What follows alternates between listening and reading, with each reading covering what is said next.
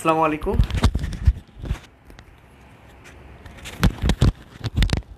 আচ্ছা, একটু কাইন্ডলি আপনারা জানিয়ে দেন যে আমার কথা স্পষ্ট কিনা, একটু কাইন্ডলি জানিয়ে দেন, ওকে? এবং একটু দেরি হওয়ার জন্য আমি দুঃখ প্রকাশ করছি। ওকে, আমি একটু কমেন্ট পড়ছি, আমি আরেকটা ফোন নেওয়ার ব্যবস্থা করি। একটু কাইন্ডলি আমাকে জানিয়ে দেন যে আমার কথা শুনতে পারা যাচ্ছে কিনা। পাশাপাশি আজকে একাডেমিক এবং অ্যাডমিশন শিক্ষালয়কে অনেক ধন্যবাদ যে আমাকে একটা ক্লাস নেওয়ার সুযোগ করে দেওয়ার জন্য। তো একটু আমি ক্লাসটা স্টার্ট করব, বাট তার আগে আমি শিওর হতে চাচ্ছি যে আসলেই আমার কথাগুলো স্পষ্ট কিনা বা কোনো সমস্যা হচ্ছে কিনা। ওকে,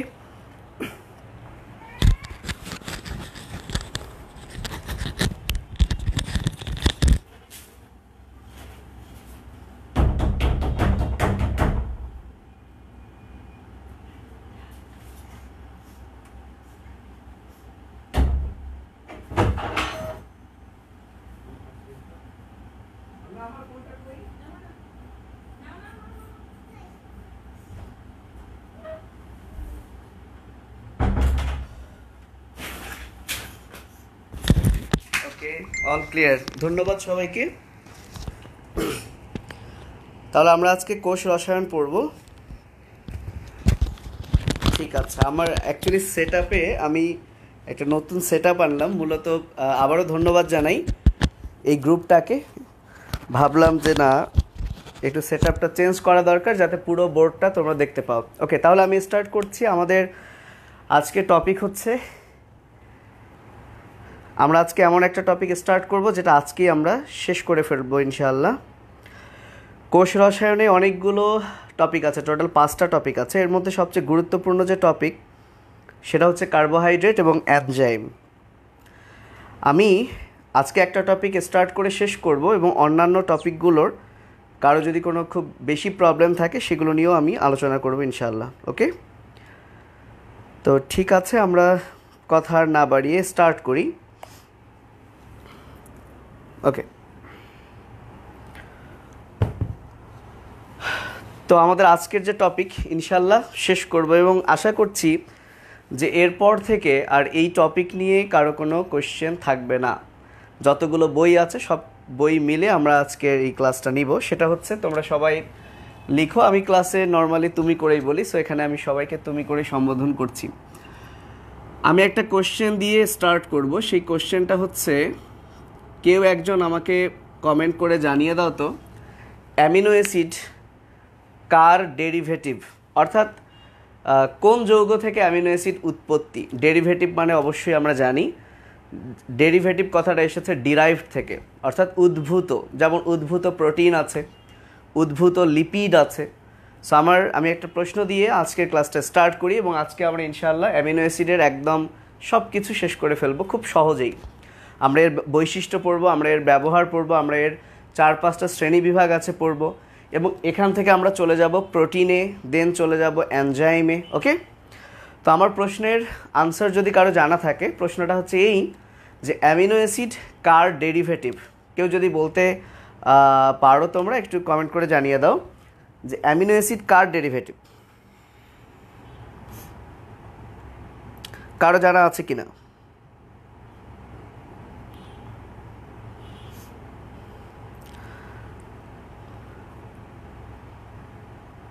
আচ্ছা, অনেকে বলেছে প্রোটিন। ওকে, মানে প্রোটিনকে আর্দ্র বিশ্লেষণ করলে অ্যামিনো অ্যাসিড পাওয়া যায়, যারা এটা ভেবেছো। ঠিক আছে, আমি অ্যাকচুয়ালি যেটা বোঝাতে চেয়েছি, খেয়াল করো। প্রথম যে আমাদের পড়া সেটা হচ্ছে অ্যামিনো অ্যাসিডের আবিষ্কারকের 2টা নাম আছে। এর মধ্যে একটা নাম হচ্ছে ফিশার, এর মধ্যে একটা নাম হচ্ছে ফিশার। ওকে, নামই ফিশার, এমন না যে মাছ ধরে সে ফিশার। তো জেনে রাখা ভালো, এই ফিশার থেকে তোমাদের বইয়ে টোটাল 4টা বা 5টা কথা আছে। তো সব কথাগুলোকে যদি আমি একসাথে বলে দিই, যে বিজ্ঞানী ফিশার ইনি 1 নাম্বার অ্যামাইনো অ্যাসিড এই নামটা নামকরণ করেন অ্যামাইনো অ্যাসিড।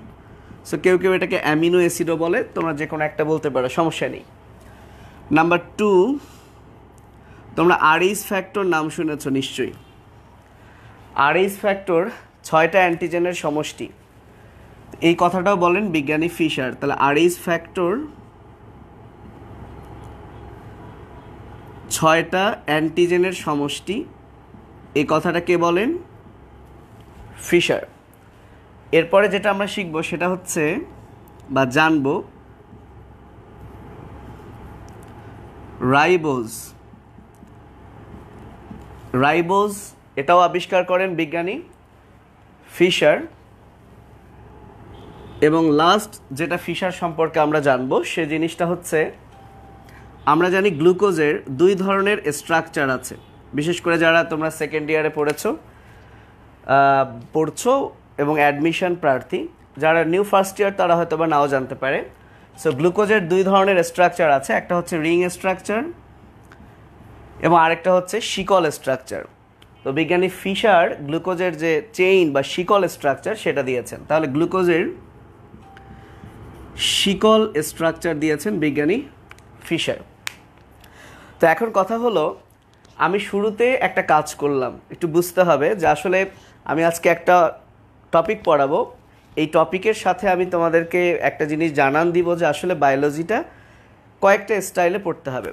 সো আমি এখানে যে স্টাইলটা প্রথমে স্টার্ট করলাম, এই বিষয়টাকে বলা হয় কোরিলেশন, এবং এটা খুব ইম্পর্টেন্ট বায়োলজি শুধু না, যে কোনো পড়ার জন্য, যে কোনো অধ্যায় পড়ার জন্য। সেটা কি? সেটা হচ্ছে আমরা অ্যামিনো অ্যাসিড একটা টপিক পড়ছি যেটার আবিষ্কারক বা নামকরক হচ্ছে ফিশার। বাট আমরা জানি এই ফিশার ইনি আরও অনেক কথা বলেছেন এক এক চ্যাপ্টারে এক এক জায়গায়।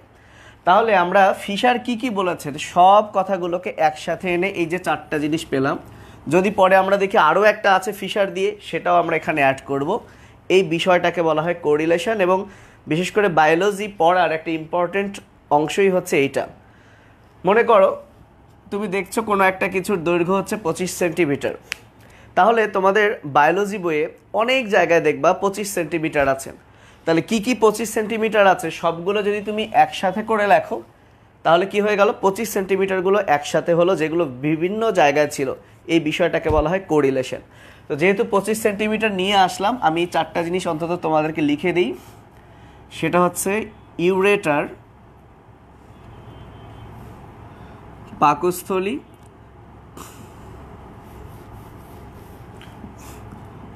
অন্ননালী এবং ডিওডেনাম। সো এই 4টা জিনিস হচ্ছে 25 সেন্টিমিটার, তোমরা মনে রাখবে।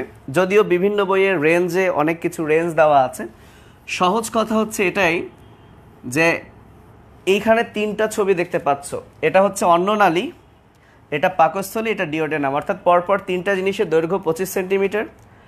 এবং আরেকটা হচ্ছে রেচন নালী, তার মানে এই নালীগুলো দিয়ে ফাইনালি আমরা হাগু করব। একটা হাগুর নালী 3টা হাগুর জায়গায় এবং একটা মুতুর জায়গায়, কিন্তু এই 25 সেন্টিমিটার একটু মাইন্ডেড মনে রাখো। পাশাপাশি দেখবা তোমাদের বইয়ে 1500 দিয়ে 5টা কথা আছে।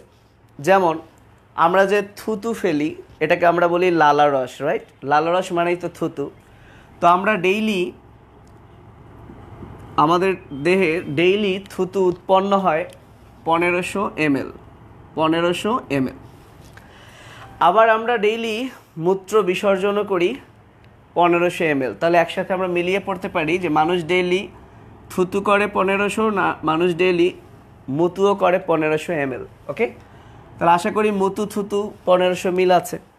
আবার যখন তোমরা সমন্বয় এবং নিয়ন্ত্রণে পড়বা, সেখানে দেখবা যে মানুষের মস্তিষ্কের আয়তন আছে 1500 ঘন সেন্টিমিটার। সো মস্তিষ্ক মানেই মাথা, তাহলে মুতু থুতু আরেকটা হচ্ছে মাথু, অর্থাৎ মাথুর বেলায় আয়তন হচ্ছে 1500 ঘন সেন্টিমিটার। আবার যখন তোমরা পরিপাক ও শোষণ পড়বা, সেখানে দেখবা মানুষের যে কলিজা আছে, যাকে আমরা যকৃত বলি, এই যকৃত 1500 ঘন সেন্টিমিটার রক্ত জমা রাখতে পারে। তার মানে যকৃতের বেলায়ও কিন্তু একটা 1500 আছে। এবার যদি আব্দুল আলিম স্যারের বইয়ে যাই, আলিম স্যারের বইয়ে একটা শব্দ আছে যেটা হচ্ছে রেসিডিউয়াল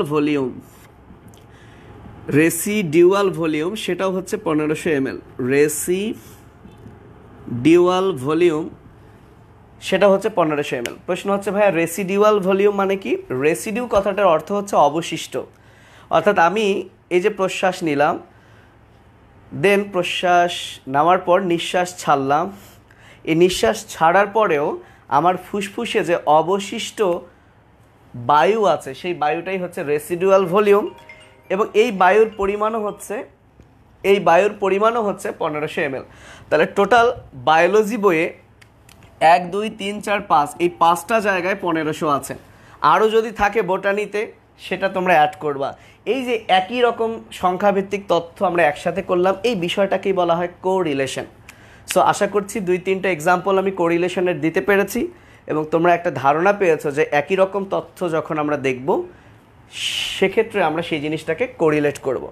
এখন যদি আমি 1500 এই 5টা একবার পড়ি, যে মুতু, থুতু, মাথু, যকৃতু অ্যান্ড রেসিডিউ, আশা করছি সবগুলো খুব মিল আছে। সো আমার সাথে তোমরা বলো, আমি ক্লাস শেষে জিজ্ঞেস করব, পারলে কাউকে লাইভে নিয়ে এসে জিজ্ঞেস করবো যে বলো তো 1500 দিয়ে কি আছে। তাহলে মুতু, থুতু, মাথু, যকৃতু অ্যান্ড রেসিডিউ। ওকে, এই 5টা হচ্ছে 1500। বাই দ্য ওয়ে আমি অ্যাকচুয়ালি অ্যামিনো অ্যাসিড পড়াচ্ছিলাম বা অ্যামাইনো অ্যাসিড পড়াচ্ছিলাম। ডাস্টার কই গেল? ওকে, হাত দিয়ে মুছে ফেলি। তো অ্যামিনো অ্যাসিডের শুরুতেই আমি একটা নাম লিখিয়েছি, সেটা হচ্ছে ফিশার। তোমরা আজকে এটাই মনে রাখো, ফিশার।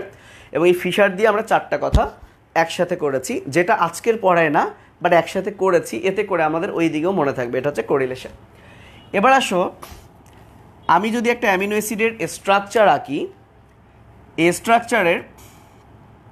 স্ট্রাকচারে মাঝখানে থাকবে কার্বন, এবং আমরা জানি কার্বনের 4টা হাত। এই 4টা হাতে ভিন্ন ভিন্ন 4টা জিনিস থাকবে। এর মধ্যে একটা হাতে থাকবে অ্যামিন মূলক, একটা হাতে কি থাকবে? অ্যামিন মূলক। আর একটা হাতে থাকবে অ্যাসিড মূলক। তাহলে খেয়াল করো, যৌগটার নাম হচ্ছে অ্যামিনো অ্যাসিড, তাহলে এর এক হাতে আছে অ্যামিন এবং আর এক হাতে আছে কি? অ্যাসিড। তাহলে আরও 2টা হাত ফাঁকা থাকলো। এই 2টা হাতের মধ্যে অলওয়েজ একটা হাতে থাকবে হাইড্রোজেন গ্রুপ, এবং বাকি যে হাতটা থাকলো, আসল কাহিনী হচ্ছে এই হাতে বিভিন্ন মৌল এবং মূলক যুক্ত হবে এবং অ্যামিনো অ্যাসিডের নাম চেঞ্জ হবে। তাহলে মানবদেহে যত অ্যামিনো অ্যাসিড আছে, প্রত্যেকটা অ্যামিনো অ্যাসিডের স্ট্রাকচারে কার্বনের 3 হাতে এই 3টা জিনিস ভাইয়া অলওয়েজ ফিক্সড। শুধু এই হাতটা, যার নাম দেওয়া হয়েছে আর গ্রুপ, এই আর গ্রুপে বিভিন্ন মৌলমূলক যুক্ত হবে এবং অ্যামিনো অ্যাসিডের নাম কি হবে? ভিন্ন হবে বা চেঞ্জ হবে। তাহলে তোমাদের হাসান স্যারের বইয়ে দেখবা লেখা আছে যে একটা অ্যামিনো অ্যাসিডে কেন্দ্রীয় কার্বন পরমাণুর 4 হাতে 4টা জিনিস থাকে। তাহলে কি কি সেই 4টা? যেহেতু যৌগটার নাম অ্যামিনো অ্যাসিড, তাহলে একটা অ্যামিন মূলক থাকবে, একটা কার্বক্সিল মূলক থাকবে, একটা হাইড্রোজেন থাকবে, এবং আর একটা হাতকে আমরা বলবো আর গ্রুপ। এবং এই আর গ্রুপটা বিভিন্ন মৌলমূলক দ্বারা প্রতিস্থাপিত হবে, হয়ে অ্যামিনো অ্যাসিড ভিন্ন ভিন্ন নাম হবে। এবার একটা জিনিস খেয়াল করো তো, এই যৌগটার সাথে মিল আছে কোন যৌগের? আমি যদি কার্বনের 4 হাতে 4টে এইচ দেই, তাহলে এই যৌগটাকে কিন্তু আমরা বলছি মিথেন। এই যৌগটাকে আমরা কি বলছি? মিথেন। তো মনে করো মিথেনের এই হাইড্রোজেনটা অ্যামিন দ্বারা প্রতিস্থাপিত হলো, মিথেনের এই হাইড্রোজেনটা COOH দ্বারা প্রতিস্থাপিত হলো, এবং এই হাইড্রোজেনটা আর গ্রুপের কোনো একটা কিছু দ্বারা প্রতিস্থাপিত হলো। তাহলে দেখো তো, তাহলেই কি আমরা একটা অ্যামিনো অ্যাসিড পেলাম না? সো এটাই আমার ছিল ফার্স্ট কোয়েশ্চেন, যেটা আমাদের তোমরা যখন MBBS যখন পড়বা দেখবা যে ফার্স্ট ইয়ারের দিকে টিচাররা জিজ্ঞেস করে যে অ্যামিনো অ্যাসিড হচ্ছে অ্যাকচুয়ালি মিথেন ডেরিভেটিভ, অর্থাৎ সেটা মিথেন এসেছে। মিথেনে কার্বনের 4 হাতে 4টে এইচ থাকে এবং এইচ 2টা স্থাপিত হয়ে যা হয়, এটাই হচ্ছে কিন্তু অ্যামিনো অ্যাসিড। তো যাই হোক, এটা তোমাদের বইয়ে নাই, না পারলেও চলবে। তাহলে এতক্ষণ আমি যেটা দেখালাম সেটা হচ্ছে ফিশার নিয়ে 4টা কথা, এবং কার্বন পরমাণুর 4 হাতে 4টা জিনিস থাকে, সেই বিষয়টা আমি এখন দেখালাম। এবার আমি যেটা দেখাবো আরও 4টা জিনিস, সেটা হচ্ছে এই আর গ্রুপ নিয়ে আমি এখন কথা বলবো। সেটা হচ্ছে যে এই আর গ্রুপটাতে বিভিন্ন মৌল বা মূলক কিন্তু যুক্ত হতে পারে। যদি এই আর গ্রুপে হাইড্রোজেন যুক্ত হয়, অর্থাৎ লাইনটা আমি লিখি, আর গ্রুপ যদি এইচ হয়, তাহলে এই যে অ্যামিনো অ্যাসিডটা তোমরা দেখতে পাচ্ছ, এই অ্যামিনো অ্যাসিডটার নাম হবে গ্লাইসিন। তাহলে কি হলো, আর গ্রুপটা যদি এইচ হয়, অর্থাৎ আর গ্রুপ যদি হাইড্রোজেন হয়, তাহলে এই অ্যামিনো অ্যাসিডের নামটা হবে গ্লাইসিন। এভাবে তোমাদের বইয়ে 4টা জিনিস লেখা আছে, যেটা এমসিকিউ এর জন্য মারাত্মক ইম্পর্টেন্ট। তো নেক্সট হচ্ছে আর গ্রুপ যদি মিথাইল হয়, অর্থাৎ এই আর গ্রুপটা যদি মিথাইল মূলক হয়, এবার এই অ্যামিনো অ্যাসিডটার নাম হবে অ্যালানিন। ওকে, এভাবে আর গ্রুপটাতে যদি ওএইচ মূলক হয়, তাহলে নাম হবে সেরিন। এবং লাস্ট ওয়ান, আর গ্রুপটা যদি সালফার মূলক যুক্ত হয়, তখন এই অ্যামিনো অ্যাসিডের নামটা হবে সিস্টিন। তো এরকম করে আরও অনেক লেখা যাবে, বাট তোমাদের পাঠ্য বইয়ে এই 4টা দেওয়া আছে, তোমাদের পাঠ্য বইয়ে এই 4টা দেওয়া আছে। তাই পরীক্ষায় যদি কোশ্চেন আসে তাহলে আশা করছি যে এই 4টা থেকেই থাকবে। তো এই 4টা তোমাদেরকে মনে রাখতে হবে, এবং পরীক্ষায় 2ভাবে কিন্তু কোশ্চেন আসবে। নাম্বার 1, প্রশ্ন হতে পারে যে আর গ্রুপ যদি এইচ হয়, তাহলে অ্যামিনো অ্যাসিডের নাম কি? Option A, B, C, D. অথবা পরীক্ষায় যদি কোশ্চেন আসে, এভাবেও আসতে পারে যে অ্যালানিন অ্যামিনো অ্যাসিডে আর গ্রুপটা কি দ্বারা প্রতিস্থাপিত হয়? Option A, B, C, D. তো আমি এই জিনিসটা মনে রাখতাম ম্যাচিং করে, মানে বায়োলজি পড়তে গেলে আমি আজকে 1 নাম্বার তোমাদেরকে যে জিনিসটা দেখালাম সেটা হচ্ছে কোরিলেশন। এখানে দেখা যাচ্ছে কিনা আমি জানি না আদৌ। একটা হচ্ছে কোরিলেশন করে পড়া। 2 নাম্বার এখন আমি যে জিনিসটা দেখাবো সেটা হচ্ছে ম্যাচিং করে পড়া। অর্থাৎ বায়োলজি পড়ার একটা টেকনিক হলো যে এমন কিছু তথ্য আছে যেটা তুমি চাইলেও বুঝতে পারবে না, তোমাকে ম্যাচিং করে পড়তে হবে, তাহলেই জিনিসটা তোমার কাছে অনেক ইজি লাগবে। যেমন হাইড্রোজেন হলে হয় গ্লাইসিন, তোমরা তো এভাবেই পড়তা, তাই না? যে আর গ্রুপ যদি হাইড্রোজেন হয় তাহলে অ্যামিনো অ্যাসিড হচ্ছে গ্লাইসিন, আর গ্রুপ যদি হাইড্রোজেন হয় তাহলে অ্যামিনো অ্যাসিড হচ্ছে গ্লাইসিন। তো আমার কথা, এত বড় লাইন পড়ার দরকার নাই। হাইড্রোজেন হলে গ্লাইসিন, রাইট? সেটাকে আরও শর্ট করে আনো, হাই হলে গ্লাই। পারলে এটা সহজ শব্দে পরিণত করো, হাই গেল। তাহলে ব্যাপারটা দেখো, হাই গেল, গেল দিয়ে তো আর অ্যামিনো অ্যাসিড নাই এখানে। ওকে, অনুরূপভাবে তোমরা এভাবে পড়ো, আর গ্রুপ যদি মিথাইল হয় তাহলে অ্যামিনো অ্যাসিড হবে অ্যালানিন। দরকার নাই তো, শর্ট করো, মিথাইল হলে অ্যালানিন, আরও শর্ট করো, মিথাল অ্যালা। ব্যাপারটাকে একটা সুন্দর শব্দে পরিণত করো, মিথি এলো বা মিতা এলো, তোমার মতো। তাহলে বলো, হাই গেল, মিতা এলো বা মিথি এলো, অর্থাৎ মিতাতে মিথাইল। ওকে, সো এইভাবে তোমাকে শর্ট করে ম্যাচ করতে হবে, এবং তুমি কয়েকবার পড়বা, হাই গেল মিথি এলো, হাই গেল মিতা এলো, হাই গেল মিতা এলো, হাই গেল মিথি এলো, তোমার ব্যাপার। এবার দেখো, যদি ওএইচ মূলক থাকে, তো ওএইচ মূলক থাকলে শুধু যে ভাইয়া সেরিন তা কিন্তু নয়, ওএইচ মূলক থাকলে কিন্তু আরও অন্য অ্যামিনো অ্যাসিডও হয়, কিন্তু তোমাদের বইয়ে যেহেতু ভাইয়া সেরিন আছে, তোমাকে এটাই মনে রাখতে হবে। তাহলে ওএইচকে আমরা এভাবে উচ্চারণ করতে পারি, ওহ, রাইট? সো এভাবে বলো, ওহ সেরিন। ওকে, ওহ সেরিন। তাহলে বলো, হাই গেল, মিথি এলো, ওহ সেরিন। অ্যান্ড লাস্ট ওয়ান, যদি সালফার থাকে, এই সালফারতে শালা ভাবো, শালাসিস্টিন বা শালাসিস কিছু একটা ভাবো, শালাসিস্টিন। তো এইভাবে ম্যাচিং করলে যেটা হবে কি, যে পরীক্ষার হলে তোমার গোলমাল হবে না ইনশাল্লাহ। সো চলো আরেকবার আমরা একটু মিলাই, এবং আমি পড়া নিব কিন্তু বলেছি। তাহলে আমরা আরেকবার মিলাই, চলো। হাই গেল, মিথি এলো, ওহ সেরিন, আর শালাসিস্টিন। তো আমি এই ম্যাচিংয়ের আরও কিছু এক্সাম্পল দিই। আমি পড়াচ্ছি অ্যামিনো অ্যাসিড, বাট সাথে সাথে আমি বায়োলজি কয়টা উপায়ে পড়তে হয় সেই বিষয়টাও কিন্তু বলে দিব, এবং ম্যাচিংয়ের আমি আরও কয়েকটা এক্সাম্পল দিই। এর মধ্যে তোমরা জানো যে তোমাদের 4র্থ যে অধ্যায়, তাহলে আমরা কিন্তু অ্যামিনো অ্যাসিডই পড়ছি, কিন্তু সাথে সাথে আমি আরও 2-1টা এক্সাম্পল দিই যাতে ব্যাপারটা বুঝতে পারো। তোমাদের উদ্ভিদ বিজ্ঞানের 4র্থ অধ্যায়ের নাম হচ্ছে অণুজীব।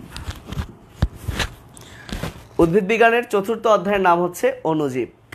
এই অণুজীবের মধ্যে একটা টপিক হচ্ছে ভাইরাস নিয়ে। ওকে, এবং এই ভাইরাসের মধ্যে একটা বিশাল বক্স আছে। এই বক্সের মধ্যে যেটা বলা আছে সেটা হচ্ছে যে ভাইরাস ঘটিত রোগ আর ভাইরাসের নাম, ভাইরাস ঘটিত রোগ এবং ভাইরাসের নাম। তো আমি একটা ভাইরাসের নাম লিখি, করোনা ভাইরাস। যদিও ভাইরাসের পুরো নাম করোনা ভাইরাস না, তারপরে লিখলাম করোনা ভাইরাস। কেউ একজন ঝটপট লিখে ফেলো তো রোগটার নাম কি। আমি ভাইরাসটার পুরো নাম লিখি, SARS-CoV-2, সার্স করোনা ভাইরাস 2, অর্থাৎ যেটা এখন চলছে। এই ভাইরাসটা দিয়ে যে রোগ হয়, তোমরা কমেন্ট বক্সে একটু জানিয়ে দাও তো এই রোগটার নাম কি। তো আমি একটু ম্যাচিং দিয়ে আরও কয়েকটা জিনিস দেখাচ্ছি। তো দেখো বইয়ে লেখা আছে যে হাম, এটা একটা রোগের নাম। এই হাম রোগের জীবাণুর নাম হচ্ছে রুবিওলা। ওকে, তারপর সার্স একটা রোগের নাম, এই রোগের জীবাণুর নাম হচ্ছে নিপা ভাইরাস। এটা রুবিওলা ভাইরাস, এটা নিপা ভাইরাস। তারপর জলাতঙ্ক একটা রোগের নাম, এই রোগের ভাইরাসের নাম বলা আছে রেবিস ভাইরাস, রেবিস। তো এখন এমন কোনো টিচার নেই যে এই বিষয়টা তোমাকে এখন বোঝাবে। হাম রুবিওলা দিয়ে হয়, কি বোঝাবে? হাম রোগটার নাম, যার ইংলিশ হচ্ছে মিজলস, ভাইরাসটার নাম রুবিওলা। এখানে কি বোঝাবে? আর তোমাকে মুখস্থই করতে হবে। তো এই ধরনের মুখস্থ ভিত্তিক পড়া, যেটা অ্যাকচুয়ালি বোঝানোর খুব একটা কিছু নেই, সেই পড়াগুলোই তোমাকে কি করতে হবে? ম্যাচিং করতে হবে। ম্যাচিং মানে কি? তুমি যেভাবে পড়ো, পড়াটাকে না আরেকটু শর্ট করতে হবে। কারণ শর্ট করেই যদি হয়, তাহলে আমি এত লং কেন পড়বো? যেমন তোমাদেরকে পড়তে দিলে তোমরা কি পড়তাম? হাম হচ্ছে রুবিওলা, হাম রুবিওলা, হাম rubeola, right? SARS Nipah, SARS Nipah, SARS Nipah, জলাতঙ্ক রেবিস, জলাতঙ্ক রেবিস, জলাতঙ্ক রেবিস। এভাবে যখন 20টা থাকবে, তাহলে তোমাকে 1, 2, 40টা শব্দ পড়তে হবে 20টার জন্য। বাট এখনও তুমি 40টা শব্দই পড়ো বা আরও কম পড়ো, বাট জিনিসটাকে আরও শর্ট করো। যেমন তুমি হামের প্রথম অক্ষর পড়ো হা, রুবিওলার প্রথম অক্ষর পড়ো রু, এবং বারবার তুমি বলতে থাকো হারু হারু হারু হারু হারু হারু হারু। ওকে, কারণ আর কোনো ভাইরাস নাই ওই ছকে যেটা রু দিয়ে। তাহলে তুমি বারবার পড়ো হারু হারু হারু হারু হারু হারু হারু, 5 বার পড়ো হারু হারু হারু। পরে হয়তো বা তুমি এটাও ভুলে যাবা, বাট আমি তোমাকে একটা বিষয় দেখাবো, তোমার ভালো লাগবে। সেটা হচ্ছে হারু গেল। এবার আসো সার্সের সা পড়ো, নিপার নি পড়ো, সব বারবার বলো সানি সানি সানি সানি সানি সানি। ওকে, পড়তে থাকো। তাহলে কি হলো? হারু সানি হারু সানি হারু সানি, বারবার পড়লাম। তারপর জলাতঙ্কর জ, রেবিসের রে, জ্বরে জ্বরে জ্বরে জ্বরে জ্বরে জ্বরে জ্বরে পড়তে থাকে। তাহলে দেখো আমরা 3টা জিনিস পড়লাম। কি পড়লাম? এবং আমি বুঝি না বুঝি আমি 5 বার পড়লাম। আমি বুঝি না বুঝি আমি কয়বার পড়লাম? 5 বার। হারু সানি জ্বরে, হারু সানি জ্বরে, হারু সানি জ্বরে, হারু সানি জ্বরে। সো হারু সানি জ্বরে পড়তে আমার 1 সেকেন্ড লাগবে। হাম রুবিওলা, সার্স নিপা, জলাতঙ্ক রেবিস, এটা পড়তে আমার একটু বেশি টাইম লাগবে। সো বারবার আমরা পড়বো হারু সানি জ্বরে, হারু সানি জ্বরে। এতে করে সুবিধা হচ্ছে এই, হয়তোবা তুমি এই ট্রিক্সটাও ভুলে যাবা, কিন্তু তুমি যেহেতু 5 বা 10 বার পড়েছো, তাহলে পরীক্ষায় যদি কোশ্চেন আসে হাম রোগের জীবাণুর নাম কি, হাম রোগের জীবাণুর নাম কি, অপশনে ধরো আছে flavi virus, variola virus, rabies and rubeola. তো সেক্ষেত্রে তুমি যেহেতু ম্যাচিং করে পড়েছো, তুমি হয়তো বা ছন্দটা ভুলে গেছো, আল্লাহ কি যে ছন্দ, বাট যেহেতু তুমি ম্যাচিং করে পড়েছো, তাই তুমি মিলাও, হায়ের সাথে ফ্লা মিলাও, হাফলা। তোমার ব্রেন জিন্দেগিতেও সায় দিবে না, আরে হাফলা এ তো আমি জীবনে শুনি নাই। ওকে, অনুরূপভাবে হাভে, না হাভে তো আমি কখনো শুনি নাই, হারে, হারু। সো হারু যখন আসবে, ডেফিনেটলি তোমার ব্রেন একটা সায় দিবে যে না হারু, হ্যাঁ এটা তো আমি শুনেছি কয়েকবার, কারণ তুমি মিনিমাম 5-6 বার তো হারু হারু হারু পড়েছো। এগুলো তো আমি এখন না হয় তোমরা শুনলা, কিন্তু তুমি তো আর এভাবে মিলাও নাই। বুঝতে পেরেছো? সো আশা করছি যে এই ম্যাচিং করে পড়লে তোমার চট করে খুব দ্রুত ব্যাপারটা কিন্তু মনে চলে আসবে। সো এই হচ্ছে ম্যাচিং। আমরা পড়ছিলাম কিন্তু অ্যামিনো অ্যাসিড। তাহলে অ্যামিনো অ্যাসিডের কী কী টপিক পড়েছি বলো তো? আমরা পড়েছি যে ফিশার দিয়ে 4টা কথা। অ্যামিনো অ্যাসিড হতে গেলে কার্বন পরমাণুর চারদিকে 4টা জিনিস থাকতে হবে, সেই 4টা জিনিসের নাম। দেন আমরা পড়েছি আর গ্রুপ যদি এইচ হয় তাহলে কি, ওএইচ হয় তাহলে কি, দেন মিথাইল হলে কি, অ্যান্ড সালফার থাকলে তখন কি। এই আমাদের পড়া হয়ে গেল। এখানে আমি একটা ছোট্ট কথা বলে নিতে চাই, যেটা তোমাদের বইয়ে নাই বাট জেনে রাখা ভালো। সেটা হচ্ছে যে যতগুলো অ্যামিনো অ্যাসিড নিয়ে আজকে আমরা পড়ব বা যতগুলো অ্যামিনো অ্যাসিড আমরা আজকে আলোচনা করব, এই প্রত্যেকটা অ্যামিনো অ্যাসিডে কার্বনের 4 হাতে 4টা ভিন্ন ভিন্ন জিনিস থাকে। কিন্তু যখন আমি এখানে এইচ দিব তখন অ্যামিনো অ্যাসিডটার নাম হবে গ্লাইসিন। এখন কিন্তু কার্বনের 4 হাতে 4টা ভিন্ন জিনিস নাই, বরং এই হাইড্রোজেন সেম। তো আসলে যখন কোনো যৌগে একটা কার্বনের 4 হাতে 4টা ভিন্ন ভিন্ন জিনিস থাকে, তখন এই কার্বনটাকে বলা হয় অপ্রতিসম কার্বন। অর্থাৎ প্রতিসম মানে প্রতি পাশে সমান, মানে না, প্রতি পাশে সমান না। এবং এ ধরনের কার্বনকে বলা হয় কাইরাল কার্বন। এ ধরনের কার্বনকে কি বলা হয়? Chiral carbon. ওকে, তো যেহেতু হাইড্রোজেন দিলে অ্যামিনো অ্যাসিডটার নাম হচ্ছে গ্লাইসিন, অর্থাৎ গ্লাইসিন হচ্ছে একমাত্র অ্যামিনো অ্যাসিড যে অ্যামিনো অ্যাসিডে কাইরাল কার্বন বা অপ্রতিসম কার্বন থাকে না। সো এটা একটা ছোট্ট নোট করে রাখতে পারো যে কোন অ্যামিনো অ্যাসিডে কাইরাল কার্বন বা অপ্রতিসম কার্বন থাকে না, সেটা উত্তর হচ্ছে গ্লাইসিন। আশা করি তোমরা বুঝতে পেরেছো এবং মনে থাকবে। এবার চলে আসি অ্যামিনো অ্যাসিডের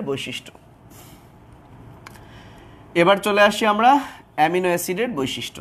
ওকে, তো প্রথমে আমি একটা জিনিস বলে দিই, এই যে বৈশিষ্ট্য ব্যবহার এই জিনিসগুলো পড়ার সময় ঠাঠা মুখস্থ না করে আগে একটু চিন্তা করো, এই জিনিসটা সম্পর্কে 2-3টা অন্তত কনসেপ্ট নিয়ে রাখো যে না এই জিনিসটা হচ্ছে এই, যাতে করে তুমি ওই 2-3টা কনসেপ্ট থেকে তার বাকি কনসেপ্টগুলোতে যেতে পারো, বাকি ক্যারেক্টারগুলোতে যেতে পারো, ঢুকতে পারো।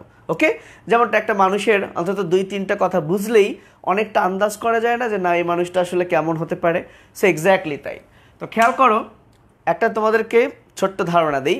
আমরা জানি লিপিড, বিশেষ করে স্নেহ, যেটা স্নেহকে ভাঙলে আমরা ফ্যাটি অ্যাসিড এবং গ্লিসারল পাই, রাইট? তো যেহেতু স্নেহ বা চর্বি অদ্রবণীয়, তাহলে এই চর্বিকে ভাঙলে আমরা যে ফ্যাটি অ্যাসিড পাচ্ছি, এই ফ্যাটি অ্যাসিডটা পানিতে ডেফিনেটলি অদ্রবণীয়। এবং মনে রাখবা আজীবন যে ফ্যাটি অ্যাসিড বাদে বাদবাকি যত অ্যাসিড আছে এরা মোটামুটি প্রায় সবাই পানিতে দ্রবণীয়। তো যেহেতু আমরা অ্যামিনো অ্যাসিড পড়ছি, তাহলে এটা নিশ্চয়ই ফ্যাটি অ্যাসিড না অ্যামিনো অ্যাসিড, তাহলে এটা অবশ্যই কি পানিতে দ্রবণীয়। ওকে, পাশাপাশি আরেকটা কথা মনে রাখবা, তোমাদের কোষ রসায়ন চ্যাপ্টারে যতগুলো জৈব যৌগ আলোচনা করা আছে এরা প্রায় সবাই বর্ণহীন। তাহলে এই দুইটা বৈশিষ্ট্য আমাদের অলরেডি আমরা লিখতে পারবো যে অ্যামিনো অ্যাসিড হচ্ছে বর্ণহীন এবং অ্যামিনো অ্যাসিড হচ্ছে পানিতে দ্রবণীয়। সো এখন কোশ্চেন যদি হয় তাহলে এখান থেকে আমরা আরও কি এক্সট্রা শিখলাম? যদি এখন আমি তোমাকে কোশ্চেন করি যে বলো তো ভাইয়া ডিএনএ আরএনএ পানিতে দ্রবণীয় না অদ্রবণীয়, তাহলে চিন্তা করো ডিএনএ আরএনএর পুরো নাম কি? Deoxyribo nucleic acid. দেখো নামের শেষে অ্যাসিড, কিন্তু এটা কি ফ্যাটি অ্যাসিড? নো। সো এটা পানিতে দ্রবণীয়। ওকে, তাহলে আশা করি তোমরা বুঝতে পেরেছো যে অ্যাসিড, ফ্যাটি অ্যাসিড বাদে মোটামুটি প্রায় সব অ্যাসিডই পানিতে কি দ্রবণীয়। তাহলে পানিতে দ্রবণীয়। এবং আবার কি বললাম যে কোষ রসায়নে যত যৌগ আছে, তোমাদেরকে যদি বলা হয় এনজাইমের বর্ণ কি? বর্ণহীন। লিপিডের বর্ণ কি? বর্ণহীন। কার্বোহাইড্রেটের বর্ণ কি? বর্ণহীন। প্রোটিনের বর্ণ কি? বর্ণহীন। অ্যামিনো অ্যাসিডের বর্ণ কি? বর্ণহীন, বর্ণ নাই। সো আমি যেটা নিয়ে আলোচনা করি না কেন একটা বৈশিষ্ট্য আমি লিখতে পারবো, এটা হচ্ছে বর্ণহীন। সো আশা করি এই দুইটা বৈশিষ্ট্য পারা যাবে। ওকে, এবার খেয়াল করো অ্যামিনো অ্যাসিডের 3 নাম্বার এই বৈশিষ্ট্যটা একটু বেশি ইম্পর্টেন্ট। সেটা হচ্ছে বইয়ে বলা আছে যে মানবদেহে যত অ্যামিনো অ্যাসিড আছে তারা সবাই হচ্ছে আলফা অ্যামিনো অ্যাসিড। কোশ্চেন হলো এটা কি জিনিস? আলফা অ্যামিনো অ্যাসিড কি জিনিস? উত্তর হলো যে অ্যামিনো অ্যাসিডে আলফা কার্বন থাকে সেটাই হচ্ছে আলফা অ্যামিনো অ্যাসিড। তার মানে নিশ্চয়ই বিটা কার্বন, গামা কার্বন বলেও কিছু আছে। তো চলো আমরা দেখে আসি আলফা কার্বন মানেটা কি। আলফা কার্বন হচ্ছে সেই কার্বন যে কার্বনটা কার্যকরী মূলকের পাশে থাকে। যেমন এটা যদি একটা অ্যামিনো অ্যাসিড হয়, এখানে কার্যকরী মূলক যদি আমি অ্যাসিডকে ধরি, তাহলে এই অ্যাসিডের পাশের কার্বন হচ্ছে সি। এবং মানবদেহের যত অ্যামিনো অ্যাসিড আছে সব যেহেতু এরকমই, সব স্ট্রাকচার যেহেতু এরকমই, তাহলে এই কার্বনটা হচ্ছে আলফা কার্বন। যদি ব্যাপারটা এমন হতো তখন এটাকে আমরা বলবো বিটা কার্বন, কিন্তু মানবদেহের সব অ্যামিনো অ্যাসিড তো এরকমই, সেখানে তো থাকবে অ্যামিন মূলক। এ কারণেই মানবদেহের সব অ্যামিনো অ্যাসিড আলফা কার্বন যুক্ত হওয়ায় তাকে আমরা বলবো আলফা অ্যামিনো অ্যাসিড। তুমি কার্যকরীমূলক যদি এটাকে ধরো তাহলে সেক্ষেত্রে কার্যকরীমূলকের পাশের কার্বন এটা এবং এটা হচ্ছে আলফা কার্বন। সো ইম্পর্টেন্ট একটা ক্যারেক্টার তোমরা লিখে রাখো যে মানবদেহে বিদ্যমান সকল অ্যামিনো অ্যাসিড হলো আলফা অ্যামিনো অ্যাসিড। তাহলে এই হচ্ছে 3 নাম্বার বৈশিষ্ট্য। ওকে, তো আশা করি তোমরা বুঝতে পেরেছো যে আলফা অ্যামিনো অ্যাসিড বিষয়টা কি। এবার আসো নাম্বার 4, একদম মুখস্থের বিষয় না, শুধু চিন্তা করো। দেখো আমরা জানি অ্যামিনো অ্যাসিডে একদিকে অ্যামিন মূলক আছে এবং একদিকে অ্যাসিড মূলক আছে। তো এর নামটাই হচ্ছে কার্বক্সিলিক অ্যাসিড মূলক। সো অ্যাসিড মূলক তার মানে এটা অবশ্যই অ্যাসিডিক। আর অ্যামিন থেকে অ্যামোনিয়া হয়, অ্যামিন এটা হচ্ছে ক্ষার। তাহলে দেখো যৌগ একটাই এবং একই যৌগে অ্যাসিডও আছে ক্ষারও আছে, তার মানে এ কি উভধর্মী আমরা বলতে পারি। সো এক্স্যাক্টলি তাই। নাম্বার 4 লিখে রাখো যে অ্যামিনো অ্যাসিড হচ্ছে উভধর্মী বা অ্যাম্ফোটেরিক। তোমরা নিশ্চয়ই অ্যামফিবিয়া নাম শুনেছ, উভচর যে শ্রেণীর অন্তর্গত তাকে আমরা বলি অ্যামফিবিয়া। সো অ্যামফি মানে হচ্ছে উভয়, সে কারণে অ্যামিনো অ্যাসিডকে আমরা উভধর্মী বা অ্যাম্ফোটেরিক যৌগ বলতে পারি। তাহলে 4 নাম্বার আমরা কি বলতে পারি, উভধর্মী বা অ্যাম্ফোটেরিক যৌগ, উভধর্মী বা অ্যাম্ফোটেরিক যৌগ। ওকে, এবার চলে আসো নাম্বার 5। আমি একটু পর তোমাদের একটা কোশ্চেন করব, তার আগে চলো নাম্বার 5টা একটু বুঝে আসি। সেটা হচ্ছে যেহেতু অ্যামিনো অ্যাসিডে অ্যামিন মূলকও আছে এবং অ্যাসিড মূলকও আছে, তো আমরা জানি অ্যাসিড কি করে, অ্যাসিড হাইড্রোজেন দান করে এবং আমরা সবাই জানি হাইড্রোজেন হচ্ছে প্লাস। তাহলে COOH থেকে এই প্লাস যদি বের হয়ে যায় তাহলে এটা হয়ে যাবে মাইনাস, এবং এ কি করবে, হাইড্রোজেন গ্রহণ করবে। তাহলে এই একটা হাইড্রোজেন গ্রহণ করলে সেটা কি হবে, NH3, আর পজিটিভ গ্রহণ করলো তাহলে এটা হয়ে গেল প্লাস। তার মানে একটা অ্যামিনো অ্যাসিড যখন রিয়াকশন করবে, বিক্রিয়া করবে, তখন একই যৌগে একই সাথে পজিটিভ নেগেটিভ 2 ধরনের আয়ন উৎপন্ন হবে এবং এ ধরনের আয়নকে বলবো আমরা জুইটার আয়ন। আসলে জুইটার কথাটার অর্থ হচ্ছে উভলিঙ্গ, সহজ কথায় হিজড়া, অর্থাৎ দুটোই আছে। তো যেহেতু এখানে পজিটিভ নেগেটিভ দুটো চার্জই আছে, তাই আমরা এই আয়নটাকে হিজড়া আয়ন, জুইটার আয়ন বলতে পারি। সো নাম্বার 5 অ্যামিনো অ্যাসিড কি করে, জুইটার আয়ন গঠন করে। সেটা একটা জার্মান শব্দ, জুইট কথাটার অর্থই হচ্ছে হার্মাফ্রোডাইট বা উভলিঙ্গ। তাহলে জুইটার আয়ন গঠন করে। তাহলে এই গেল 5টা বৈশিষ্ট্য। ওকে, এবার আসো সহজ 2টা বৈশিষ্ট্য। সেই 2টা কি জিনিস, সেই 2টা হচ্ছে এই, আমরা সবাই জানি প্রোটিন বা আমিষকে ভাঙলে আমরা অ্যামিনো অ্যাসিড পাই, তাহলে উল্টো অ্যামিনো অ্যাসিড মিলে আমিষ পাই। তাহলে এই 2টা আমরা লিখে দিব। সেটা হচ্ছে প্রোটিনকে আর্দ্র বিশ্লেষণ করলে অ্যামিনো অ্যাসিড পাই। সেখানে একটা ছোট্ট কথা সবার অবগতির জন্য বলি, আর্দ্র বিশ্লেষণ সবাই বোঝো, তারপরেও বলি, এই আর্দ্র বিশ্লেষণ কথাটার আর একটা অর্থ হচ্ছে হাইড্রোলাইসিস। তো তোমরা গ্লাইকোলাইসিস নামটা নিশ্চয়ই ক্লাস 9-10 শুনেছ যারা new first year. So lysis কথাটার অর্থই হচ্ছে ভেঙে ফেলা। সো লাইসিস মানেই যদি ভাঙ্গা হয়, আর হাইড্রো মানে যদি পানি হয়, তাহলে হাইড্রোলাইসিস মানে পানির সাহায্যে ভাঙ্গা, এবং এরই বাংলা হচ্ছে আর্দ্র। হাইড্রো পানি হচ্ছে আর্দ্র, আর বিশ্লেষণ মানে ভাঙ্গা। তো যাহাই হাইড্রোলাইসিস তাহাই আর্দ্র বিশ্লেষণ। এবং কোন বিক্রিয়াটা হাইড্রোলাইসিস, যে বিক্রিয়কটা পানির সাহায্যে ভাঙে। যেমন সুক্রোজের সাথে যদি আমি পানি দেই তাহলে সুক্রোজ ভেঙে গ্লুকোজ প্লাস ফ্রুক্টোজ হবে।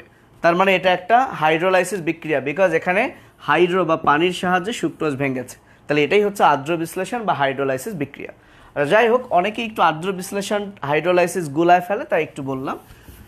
ওকে, তাহলে 6 নাম্বার হচ্ছে আমি প্রোটিন বা আমিষকে যদি আর্দ্র বিশ্লেষণ করি বা হাইড্রোলাইসিস করি তাহলে আমি অ্যামিনো অ্যাসিড পাবো। তাহলে এর অপোজিটটা কি হবে, এর অপোজিটটা হবে যদি এই অ্যামিনো অ্যাসিড প্রোটিন ভাঙলে পাই, তার মানে অ্যামিনো অ্যাসিড মিলে আমরা প্রোটিন পাবো। তো এখন প্রোটিনকে না হয় ভেঙে ফেলেছি, সো প্রোটিনকে ভেঙে ফেলেছি মানে এই প্রোটিনের ধরো দুইটা অ্যামিনো অ্যাসিড মিলে একটা যৌগ, সো আমি অ্যামিনো অ্যাসিডকে আলাদা করা মানে এই দুইটা যৌগ যে বন্ধন দ্বারা যুক্ত হয়েছে সেই বন্ধনটাকে ভেঙেছি। এখন যদি আমি বলি এই দুইটা অ্যামিনো অ্যাসিড মিলে আবার এই যৌগটা হয়, তার মিলানোর জন্য তো একটা বন্ধন লাগবে, সেই বন্ধনটা ইম্পর্টেন্ট, সেটার নাম হচ্ছে পেপটাইড বন্ধন। তাহলে লেখো লেখো অ্যামিনো অ্যাসিড পেপটাইড বন্ধনের মাধ্যমে, অ্যামিনো অ্যাসিড পেপটাইড বন্ধনের মাধ্যমে মিলিত হয়ে প্রোটিন তৈরি করে। তো এই যে আমি 7টা বৈশিষ্ট্য লেখালাম, তোমাদের যদি মনে হয় 7টা বৈশিষ্ট্য মুখস্থের বিষয় তাহলে তোমরা ভুল করবা। মুখস্থের বিষয় না, একটা জিনিস মনে রাখবা, বোঝা এক জিনিস, মুখস্থ রাখা এক জিনিস। তোমার হয়তোবা এই 7টা জিনিস যদি তুমি বোঝো, হয়তোবা 7টাই তোমার মনে থাকবে না, কিন্তু তোমার 3-4টা তো মনে থাকবে, যেটা রিটেনের 2 মার্কসের জন্য এনাফ। কখনো অ্যামিনো অ্যাসিডের বৈশিষ্ট্য 3-4-এ আসবে না, 2 মার্কসে আসবে। বাট যদি তুমি বুঝে রাখো তাহলে অন্তত এমসিকিউতে অপশন দেখে, তুমি যেহেতু বুঝেছো, দেখে কিন্তু তুমি বিচার করতে পারবা যে না এটা হওয়া উচিত, এটা হওয়া উচিত না। যেমন খেয়াল করো অ্যাসিড, তাহলে একটা কনসেপশন, ফ্যাটি অ্যাসিড বাদে সকল অ্যাসিড পানিতে দ্রবণীয়। কোষ রসায়নের সকল যৌগ বর্ণহীন, 2টা গেল। Amino acid carbon, so alpha carbon, so মানবদেহের অ্যামিনো অ্যাসিডগুলো আলফা অ্যামিনো অ্যাসিড। দেন এখানে অ্যামিনো অ্যাসিড 2টাই আছে, এরা উভধর্মী যৌগ। যেহেতু এরা উভধর্মী যৌগ তাহলে এটা অ্যাম্ফোটেরিক। ওকে, যেহেতু উভধর্মী যৌগ তাহলে এখানে পজিটিভ নেগেটিভ 2টা চার্জই তৈরি হচ্ছে, একে বলা হয় জুইটার আয়ন। এবং প্রোটিন ভাঙলে অ্যামিনো অ্যাসিড পাই, অ্যামিনো অ্যাসিড মিলে পাই প্রোটিন। কয়টা হলো? 7টা। শেষ হয়নি, আরও আছে। আমরা সবাই জানি অ্যাসিড কি করে, সে ক্ষারের সাথে, মৃদু ক্ষারের সাথে বিক্রিয়া, ক্ষার কি করে, মৃদু অ্যাসিডের সাথে বিক্রিয়া লবণ ও পানি তৈরি করে। তো যেহেতু অ্যামিনো অ্যাসিডের মধ্যে অ্যাসিডও আছে, ক্ষারও আছে, তাহলে এই অ্যামিনো অ্যাসিডের মধ্যে যদি আমি মৃদু অ্যাসিড দেই, তাহলে এই মৃদু অ্যাসিডটা ক্ষারের সাথে বিক্রিয়া লবণ করবে। আবার অ্যামিনো অ্যাসিডের মধ্যে যদি আমি মৃদু ক্ষার দেই, তাহলে মৃদু ক্ষারটা অ্যাসিডের সাথে বিক্রিয়া লবণ করবে। তাহলে আমি 8 নম্বর একটা বৈশিষ্ট্য লিখতে পারি যে অ্যামিনো অ্যাসিড মৃদু অ্যাসিড বা মৃদু ক্ষারের সাথে বিক্রিয়ায়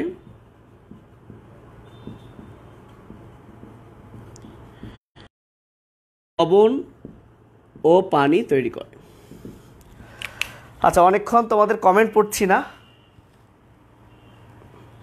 এটা তোমাদের কমেন্টগুলো পড়ি। আচ্ছা, অনেকেই তোমরা বলছো ব্লার, ঝাপসা। ওকে,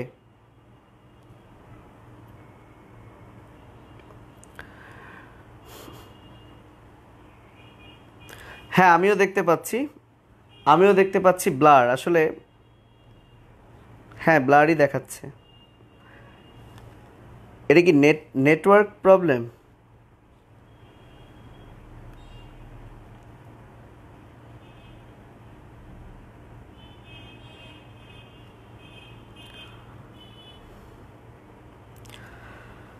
ওকে, তাহলে আমি কি আরেকবার আসবো, মানে কেটে দিয়ে আরেকবার আসবো কিনা? কাউসার এবং আব্দুল্লাহ নোমান একটু আমাকে হালকা তোমরা বলো যে আমি কি আবার আসবো কিনা। ব্লার দেখছি। ওকে, আমিও ব্লার দেখছি। আমার চেহারাটা ঠিকঠাক দেখা যাচ্ছে, কিন্তু বোর্ডের লেখা ঠিকঠাক দেখা যাচ্ছে না। আব্দুল্লাহ নোমান, ওকে, নোমান তো নাম, এবং কাউসার আমাকে একটু সাজেশন দাও, আমি কি আরেকবার আসবো কিনা বের হয়ে, একটু আমাকে একটু জানাও তোমরা। হ্যাঁ, কাউসার হাবিব, ব্লার, আমি কি কেটে দিয়ে আরেকবার আসবো? আমি আরেকবার আসছি।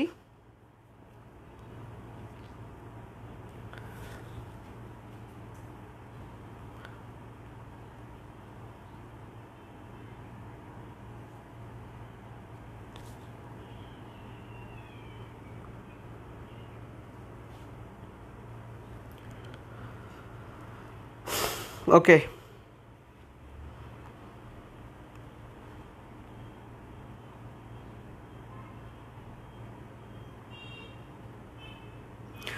আচ্ছা আমি তাহলে একটু স্লোলি বলছি, আশা করছি আমার কথা তোমরা শুনতে পাচ্ছ। আমি তাহলে একটু স্লোলি বলছি, ওকে, তাহলে অন্তত কথাগুলো তোমরা ধরতে পারবা। তাহলে আমরা কি বললাম, টোটাল এই 8টা বৈশিষ্ট্য আশা করি বুঝতে পেরেছো। আমার মুখের কথাগুলো আরেকবার শুনো।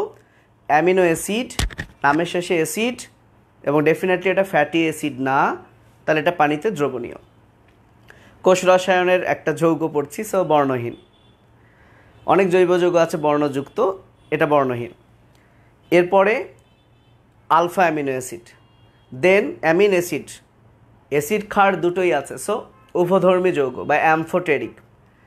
5 নাম্বার কি, যেহেতু অ্যামিন আছে সো এটা প্লাস হবে, অ্যাসিড কি এইচ দিয়ে মাইনাস হবে, অর্থাৎ জুইটার আয়ন, উভয় আয়ন গঠন করবে। তারপর কি, প্রোটিন ভাঙলে আমি পাবো অ্যামিনো অ্যাসিড, আর অ্যামিনো অ্যাসিড মিলে মিলে পাবো প্রোটিন। অ্যান্ড লাস্ট ওয়ান যেটা আমি বললাম সেটা হচ্ছে, যেহেতু অ্যাসিড মৃদু ক্ষারের সাথে বিক্রিয়া লবণ করে, আবার ক্ষার মৃদু অ্যাসিডের সাথে বিক্রিয়া লবণ করে, আর এর মধ্যে যেহেতু দুটোই আছে, তাহলে আমি বলতে পারি যে এটা মৃদু অ্যাসিড বা মৃদু ক্ষার উভয়ের সাথে বিক্রিয়া লবণ করবে। ওকে, তো এবার আমি আলাদা করে অ্যামিনো অ্যাসিড যে পেপটাইড বন্ধনের মাধ্যমে প্রোটিন তৈরি করে, এই পেপটাইড বন্ধন কিন্তু জ্ঞানমূলকে আসে এবং এটা নিয়ে আমরা আলোচনা করব এখন। তারপর আমি অ্যামিনো অ্যাসিডের ব্যবহারে আসব। সো তোমরা সবাই হেডলাইন দাও, পেপটাইড বন্ধন। তোমরা সবাই হেডলাইন দাও, পেপটাইড বন্ধন। সো পরীক্ষায় কোশ্চেন আসতে পারে যে পেপটাইড বন্ধন কোন যৌগে দেখা যায়। সো আনসার হবে প্রোটিন বা পলিপেপটাইড যৌগে।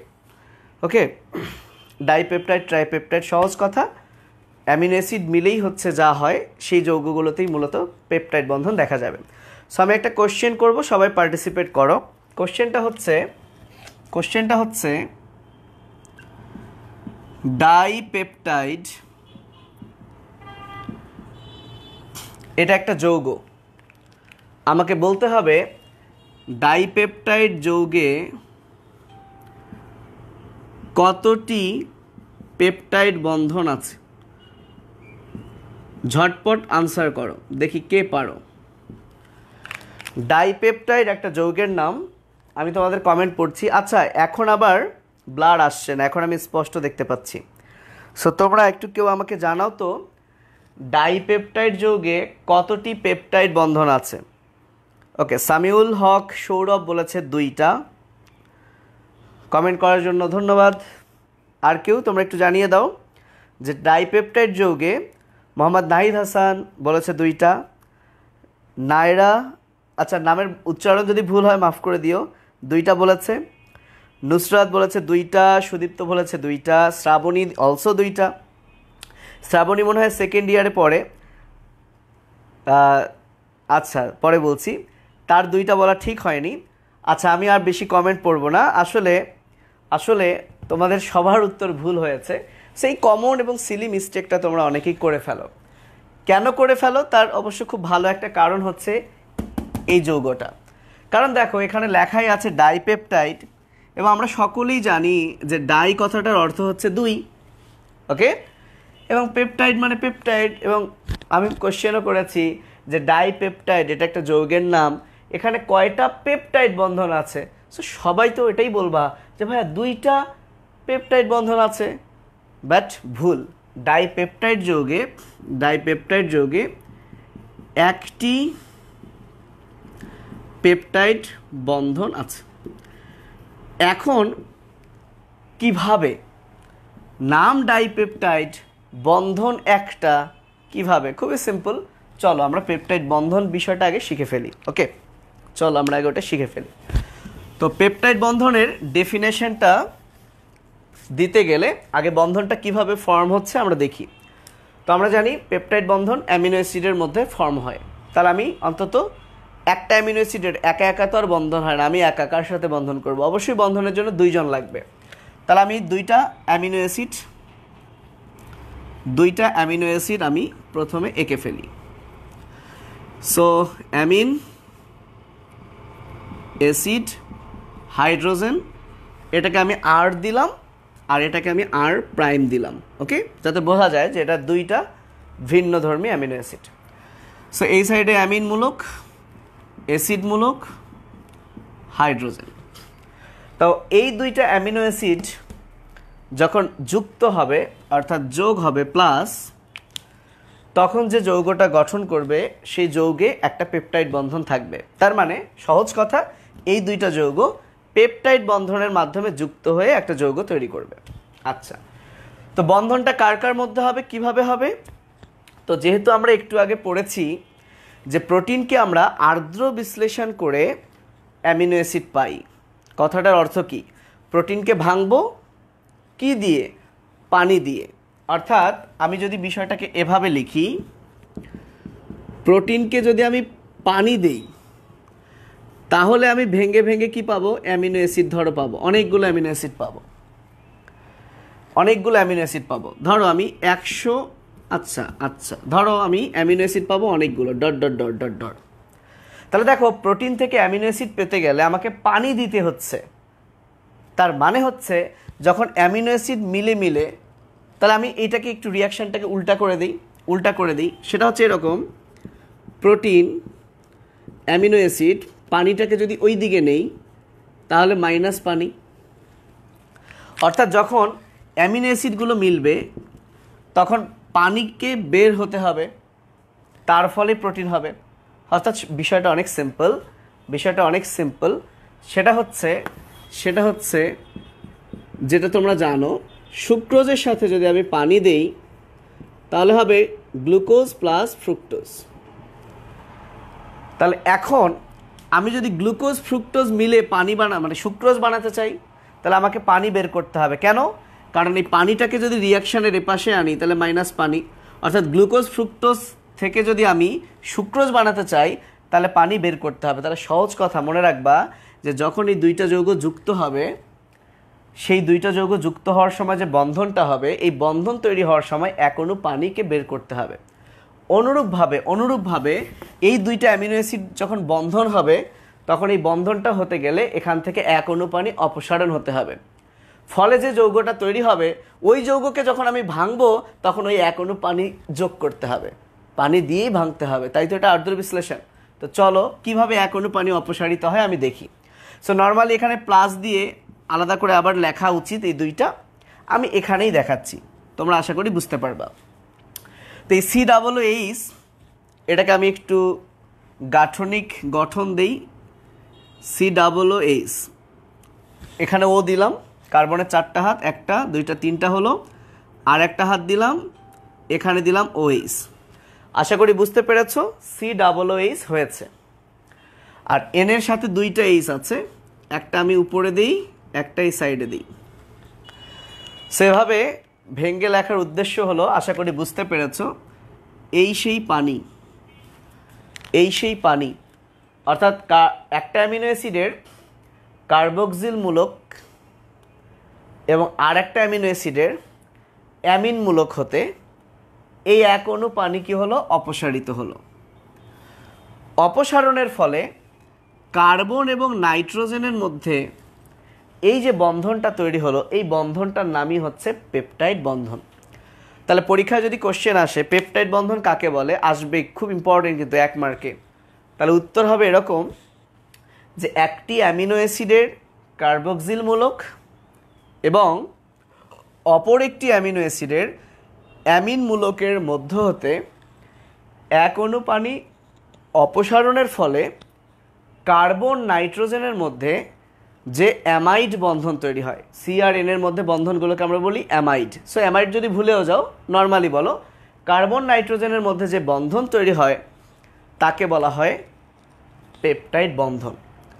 এবং এই যে পেপটাইড বন্ধনের ফলে এই যে যৌগটা তোমরা দেখছো, চিত্র এভাবে এঁকে দিতে হবে, এই যৌগটার নাম চিত্র। তাহলে এটা কোন যৌগের চিত্র?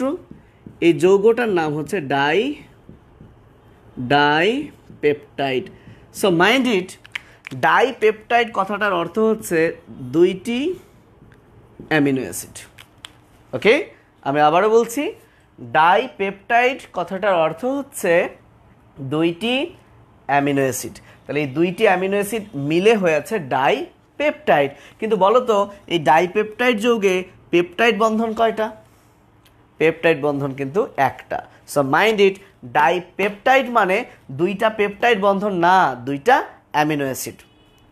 তাহলে এখন যদি আমি তোমাদেরকে কোশ্চেন করি বলো তো, ট্রাইপেপটাইড মানে কয়টা অ্যামিনো অ্যাসিড? ট্রাই, 3টা অ্যামিনো অ্যাসিড। তাহলে কয়টা পেপটাইড বন্ধন? 2টা। সো মাথায় রাখবা, যত পেপটাইড তত অ্যামিনো অ্যাসিড বাট পেপটাইড বন্ধন একটা কম। তাহলে আমি যদি বলি 100 পেপটাইড, তাহলে 100টা অ্যামিনো অ্যাসিড নিয়ে গঠিত, বন্ধনের সংখ্যা 99টি।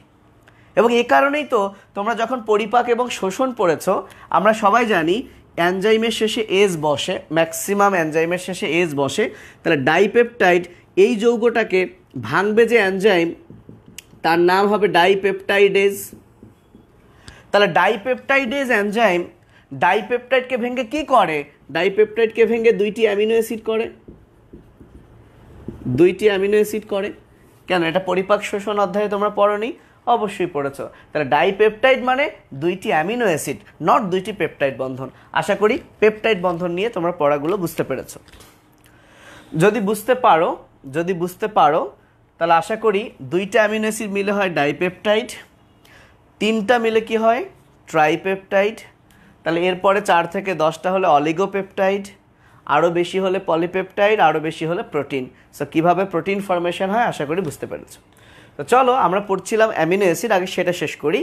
তো এই পর্যন্ত আশা করছি কারো কোনো প্রবলেম নেই। আমি তারপরে তোমাদের কমেন্টগুলো চেক করব যে তোমরা তোমাদের ভুলটা বুঝতে পেরেছো কি না, তোমাদের ভুল বুঝতে পেরেছো কি না, যে এখন ক্লিয়ার কি না যে ডাইপেপটাইড মানে আসলে 2টা কি অ্যামিনো অ্যাসিড, পেপটাইড বন্ধন কিন্তু একটাই। ওকে ওকে, বুঝেছো, অনেকেই বলেছো বুঝেছো। এবার চলো আমরা লিখবো অ্যামিনো অ্যাসিডের ব্যবহার। সবাই হেডলাইন দাও, অ্যামিনো অ্যাসিডের ব্যবহার। সো তোমাদের হাসান স্যারের বইয়ে অ্যামিনো অ্যাসিডের 7টা ব্যবহার আছে। আমি বললে ইনশাল্লাহ এরপর থেকে আর ভুল হবে না, একবার খেয়াল করো। প্রথম কথা, আমরা সবাই জানি অ্যামাইনো অ্যাসিড মিলে মিলে প্রোটিন হয়। সো এটাই লিখে ফেলি যে অ্যামিনো অ্যাসিডের একটা ব্যবহার হচ্ছে প্রোটিন তৈরি করে। অ্যামিনো অ্যাসিডের একটা ব্যবহার হচ্ছে প্রোটিন তৈরি করে। এবং আমরা সবাই জানি যত ধরনের খাবার খাই এর মধ্যে আমাদের দেহ গঠনটা করে, যে মাসেল ফুলছে কি? প্রোটিন। আমাদের দেহ গঠন করছে কিন্তু প্রোটিন। তাহলে যে অ্যামিনো অ্যাসিড প্রোটিন বানায় ডেফিনেটলি সেই অ্যামিনো অ্যাসিড দেহ গঠন করে। তাহলে অ্যামিনো অ্যাসিডের 2 নাম্বার কাজ হচ্ছে দেহ গঠন। তাহলে অ্যামিনো অ্যাসিডের 7টা কাজ করব। সো 2টা কাজ হয়ে গেল, কমন সেন্স। যেহেতু সে প্রোটিন বানায়, প্রোটিন তৈরি, আর প্রোটিন যেহেতু দেহ গঠন করে, দেহ গঠন। ওকে, নাম্বার 3, একটা তথ্য নিশ্চয়ই তোমরা জানো, না জানলে শুনে রাখো। সেটা হলো এই দুনিয়ায় যত এনজাইম আছে এরা সবাই প্রোটিন, যত অ্যান্টিবডি আছে এরা সবাই প্রোটিন। আমি আবারও বলি, এই দুনিয়ায় যত এনজাইম আছে, যত অ্যান্টিবডি আছে, এই নামগুলো শুনেছো নিশ্চয়ই, এরা সবাই হচ্ছে প্রোটিন ধর্মী। তো যেহেতু অ্যামিনো অ্যাসিড প্রোটিন তৈরি করে, সো আমি বলতে পারি অ্যামিনো অ্যাসিড এনজাইম তৈরি করে, অ্যামিনো অ্যাসিড অ্যান্টিবডি তৈরি করে। আবার কিছু হরমোন আছে, যেমন ইন্ডোল হরমোন। যেমন কি হরমোন? Indole hormone. তাহলে আমি লিখি আগে এনজাইম, ইন্ডোল হরমোন, অ্যান্টিবডি তৈরি।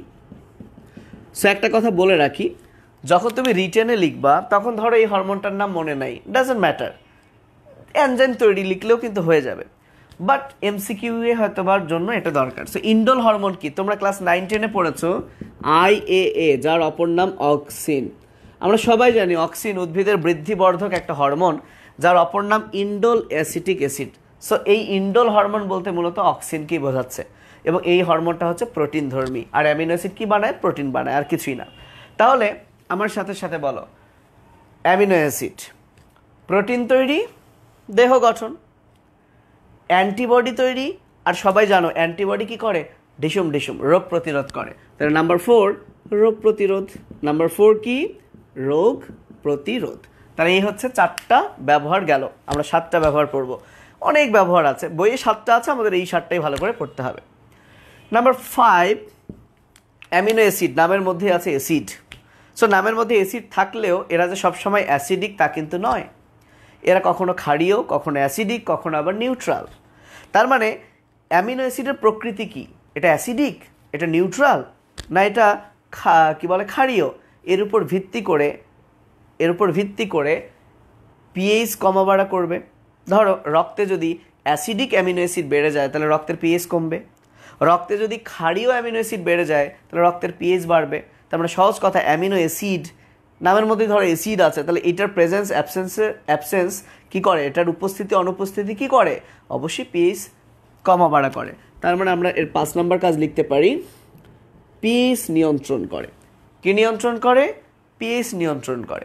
এবং তোমরা মানুষের বর্জ্য এবং নিষ্কাশন চ্যাপ্টারে নিশ্চয়ই শুনে থাকবে যে অ্যামিনো অ্যাসিডের যেই অ্যামিন মূলকটা, এই অ্যামিন মূলকটা ডিলিট হয়ে যায়।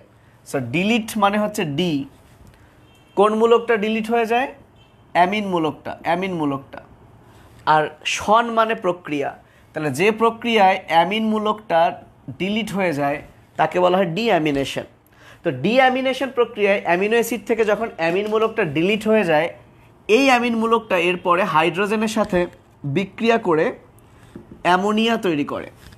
অ্যান্ড ফাইনালি এই অ্যামোনিয়া কার্বন ডাইঅক্সাইডের সাথে মিলে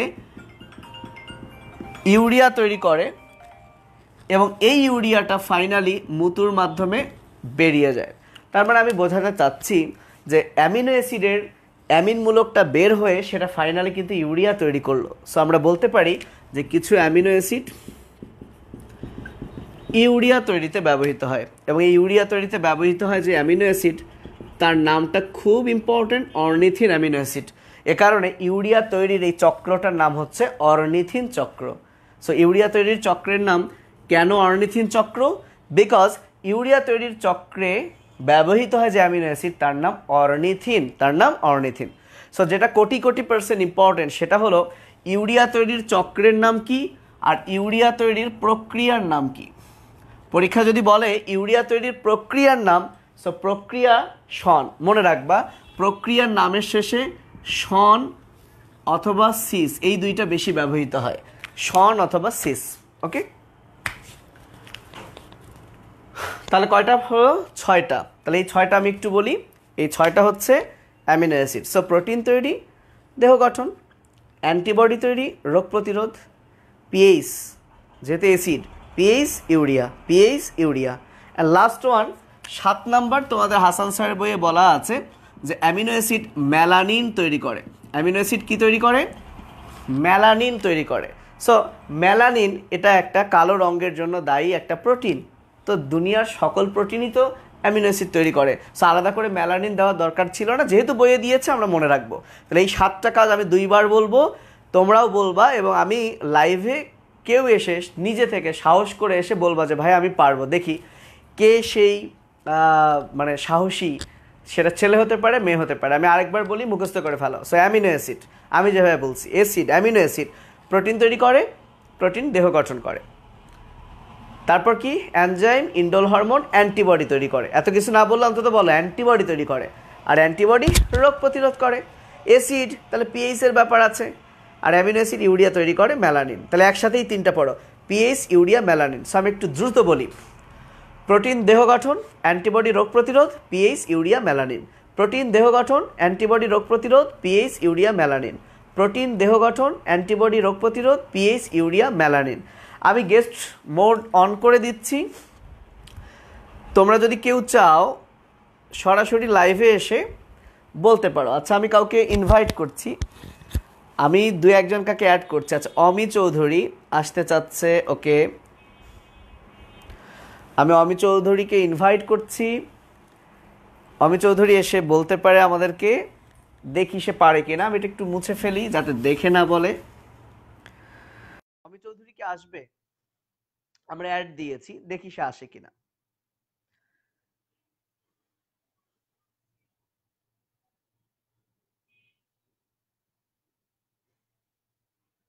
ওকে, অমি চৌধুরী, আমি জানি না, মনে হয় নেটওয়ার্ক স্লো কিনা। এছাড়া সৃষ্টি খান আসতে চাচ্ছে। ওকে, তোমরা আর কি কেউ আসতে চাও? তোমরা আর যদি কেউ এসে কিছু বলতে চাও, তোমরা আমাকে একটু দেখি কে পারে।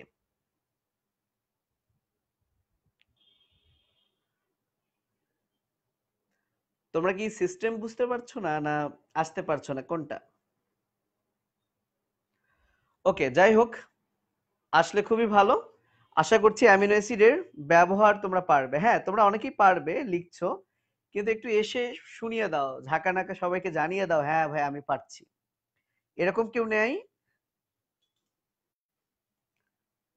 ওকে, না কেউ আসতে চাচ্ছে না। সৃষ্টি খান, ওকে আমরা সৃষ্টি খানকে অ্যাড করি, দেখি সে যদি চলে আসে। আমরা এখন অ্যামিনো অ্যাসিডের প্রকারভেদে যাব। তার আগে আমরা অ্যাকচুয়ালি একটু রিল্যাক্স করছি। ওকে, আচ্ছা যদি কেউ আসতে না চায়, ওকে আমরা তাহলে আমাদের প্রসিড করি। এরপরে আমরা পড়বো অ্যামিনো অ্যাসিডের প্রকারভেদ। ওকে, তোমরা হেডলাইন দাও সবাই।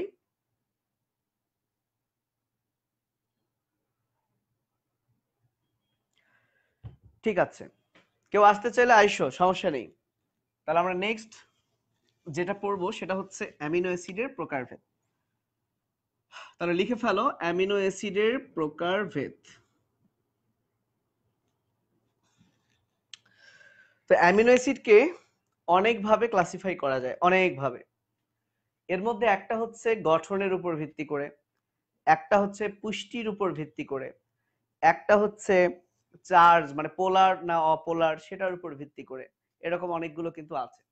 তো তোমাদের বইয়ে তিনটাই আছে, বাট একটু একটু করে আছে, অর্থাৎ প্রত্যেকটা ক্লাসিফিকেশনে সব অ্যামিনো অ্যাসিডের কথা উল্লেখ নাই, দুই একটা আছে। তো চলো ঝটপট আমরা শিখে ফেলি। তো আমরা স্টার্ট করছি। তো প্রকারভেদ আমি যেভাবে লিখছি তোমরা একটু লিখে রাখো। লেখো উদ্ভিদ ও প্রাণী মিলে, উদ্ভিদ ও প্রাণী মিলে মোট 28 ধরনের অ্যামিনো অ্যাসিড পাওয়া যায়। আমি অ্যামিনো অ্যাসিডকে সংক্ষেপে এ দিয়ে প্রকাশ করছি। তাহলে উদ্ভিদ ও প্রাণী মিলে মোট কত ধরনের অ্যামিনো অ্যাসিড পাওয়া যায়? 28। এই 28 ধরনের অ্যামিনো অ্যাসিডের মধ্যে, এই 28 ধরনের অ্যামিনো অ্যাসিডের মধ্যে 20 ধরনের অ্যামিনো অ্যাসিড আছে যে অ্যামিনো অ্যাসিড গুলো মিলেই মূলত প্রোটিন তৈরি হয়। কিন্তু বাকি যে অ্যামিনো অ্যাসিড গুলো আছে, বাকি 8 ধরনের, উদ্ভিদ প্রাণী মিলে বাকি 8 ধরনের যে অ্যামিনো অ্যাসিড, এরা কিন্তু কখনো প্রোটিন বানায় না। যেমন অর্নিথিন অ্যামিনো অ্যাসিড, ওই অ্যামিনো অ্যাসিডের অ্যামিন মূলকটা বের হয়ে কি হলো? ইউরিয়া হলো। ইউরিয়া তো আর প্রোটিন না। তো যে অ্যামিনো অ্যাসিড গুলো প্রোটিন তৈরিতে ভূমিকা রাখে তাদেরকে আমরা বলি প্রোটিন অ্যামিনো অ্যাসিড, আর যারা প্রোটিন তৈরিতে ভূমিকা রাখে না তাদেরকে আমরা বলি নন প্রোটিন অ্যামিনো অ্যাসিড। তার মানে অ্যামিনো অ্যাসিডকে আমরা দুই ভাগে ভাগ করতে পারি, প্রোটিন এবং নন প্রোটিন অ্যামিনো অ্যাসিড। তাহলে পরীক্ষা যদি কোশ্চেন আসে যে প্রোটিন অ্যামিনো অ্যাসিড কাকে বলে, উত্তর হবে যে অ্যামিনো অ্যাসিড প্রোটিন তৈরি করে। নন প্রোটিন অ্যামিনো অ্যাসিড কাকে বলে? উত্তর হবে যে অ্যামিনো অ্যাসিড প্রোটিন তৈরি করে না, তারা হচ্ছে নন প্রোটিন অ্যামিনো অ্যাসিড। এখন এই যে প্রোটিন অ্যামিনো অ্যাসিড দেখছো তোমরা, এই প্রোটিন অ্যামিনো অ্যাসিডটাকে আবার দুই ভাগে ভাগ করা হয়। একটা হচ্ছে ইসেনশিয়াল বা অপরিহার্য অ্যামিনো অ্যাসিড, এবং আরেকটা হচ্ছে নন ইসেনশিয়াল। তো ইসেনশিয়াল এবং নন ইসেনশিয়ালের মধ্যে পার্থক্য হচ্ছে এই অ্যামিনো অ্যাসিডের নামটাই হচ্ছে অপরিহার্য। তার মানে এই অ্যামিনো অ্যাসিড আমার দেহের জন্য অপরিহার্য, অর্থাৎ অবশ্যই আমার দেহে এই অ্যামিনো অ্যাসিডটাকে থাকতে হবে। বাট দুর্ভাগ্যের বিষয়, আমার দেহের কোনো কোষ এই অ্যামিনো অ্যাসিডটা তৈরি করতে পারে না। তো যেহেতু আমার দেহে এই অ্যামিনো অ্যাসিড তৈরি হচ্ছে না, তাই অবশ্যই এই অ্যামিনো অ্যাসিডটাকে আমার খাবারের সাথে নিতে হবে। তাই এটাই হচ্ছে ইসেনশিয়াল। তাহলে আশা করি বুঝতে পেরেছো। তার মানে ব্যাপারটা হচ্ছে আমার দেহের বিভিন্ন কোষ, বিশেষ করে যকৃত, এরা কিন্তু অ্যামিনো অ্যাসিড তৈরি করে।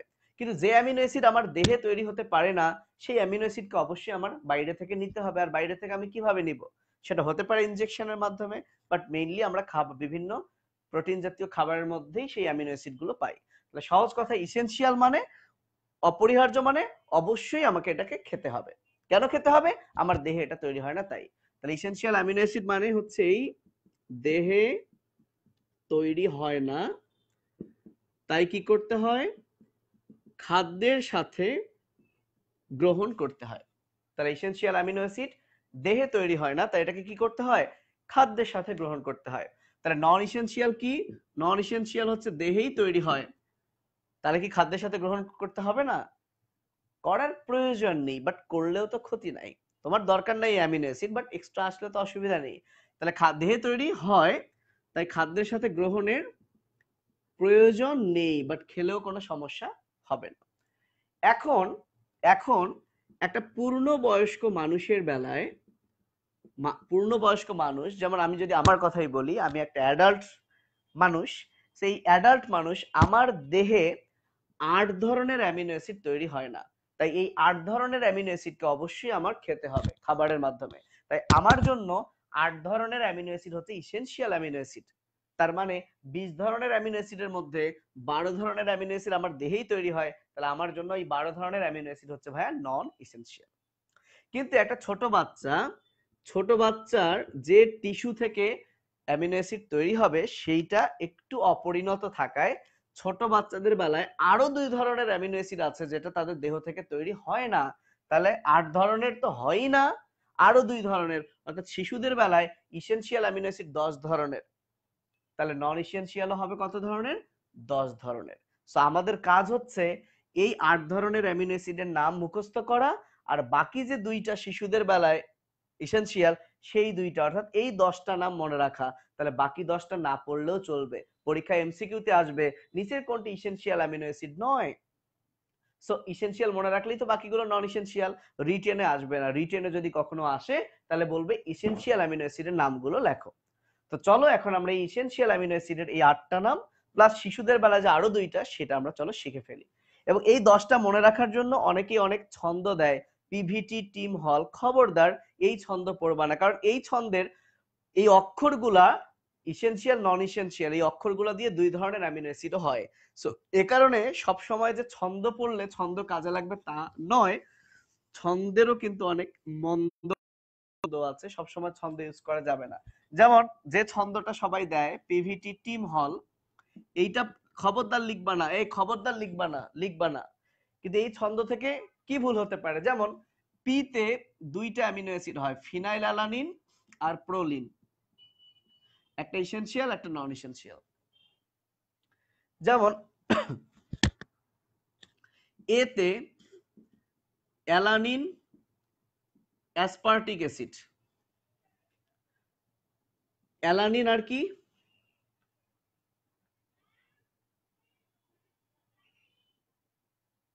অ্যালানিন অ্যাসপার্টিক অ্যাসিড, আবার কি হয়? অ্যাসপারজিন। তো আমার সহজ কথা হচ্ছে, আচ্ছা তাহলে টিম হলের এটা তো আবার ইসেনশিয়াল না, আমি টোটাল কি কি হয় সবগুলো কিন্তু দেখাই দিচ্ছি। অনুরূপভাবে টি 2টা আছে, সো একটাতে টাইরোসিন একটাতে ধরো ট্রিপ্টোফ্যান। তো ভাইয়া ট্রিপ্টোফ্যান যেটা সেটা তো ইসেনশিয়াল, আবার টাইরোসিন এটা নন ইসেনশিয়াল, তাহলে টি তে কোনটা সেটা আবার মনে রাখা টাফ। তাই আমরা কোনো ছন্দ পড়বো না, আমরা ডিরেক্ট মুখস্থ করব। সেটা হচ্ছে তোমরা সবাই আমার সাথে বলো, আশা করি এখনই মুখস্থ হয়ে যাবে। ইসেনশিয়াল অ্যামিনো অ্যাসিড আগে 8টা আমরা মনে রাখি, আমার সাথে সবাই বলো, আমি আগে উচ্চারণটা যাতে ঠিক হয় লিখে দেই। ভ্যালিন, ভ্যালিন, ভ্যালিন, ওকে।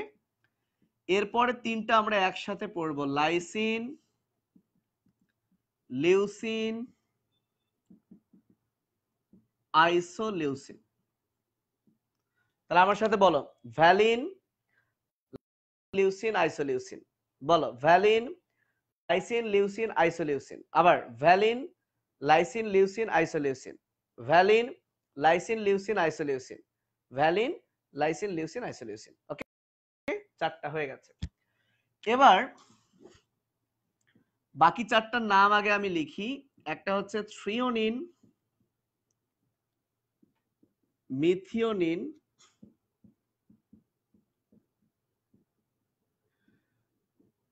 Tryptophan, phenyl alanine. তো তোমরা যারা ছন্দ দিয়ে পড়তে চাও, ছন্দের চেয়ে ছন্দ না পড়ে বরং এভাবে পড়তে পারো, থ্রিও, থিও। দেখো এই 2টার নামে থিও আছে, আবার এই 2টার নামে ফ্যান আছে, ফ্যান। তাহলে এভাবে পড়ো, থিও, থিও, ফ্যান, ফ্যান, অর্থাৎ যার নামে theo, theo, fan, fan, theo আর ফ্যান আছে তারাও ইসেনশিয়াল। তাহলে ইসেনশিয়াল মনে রাখতে তোমাদের কয়েক সেকেন্ড লাগবে। Valine, lysine, leucine, isoleucine, theo, theo, fan, fan.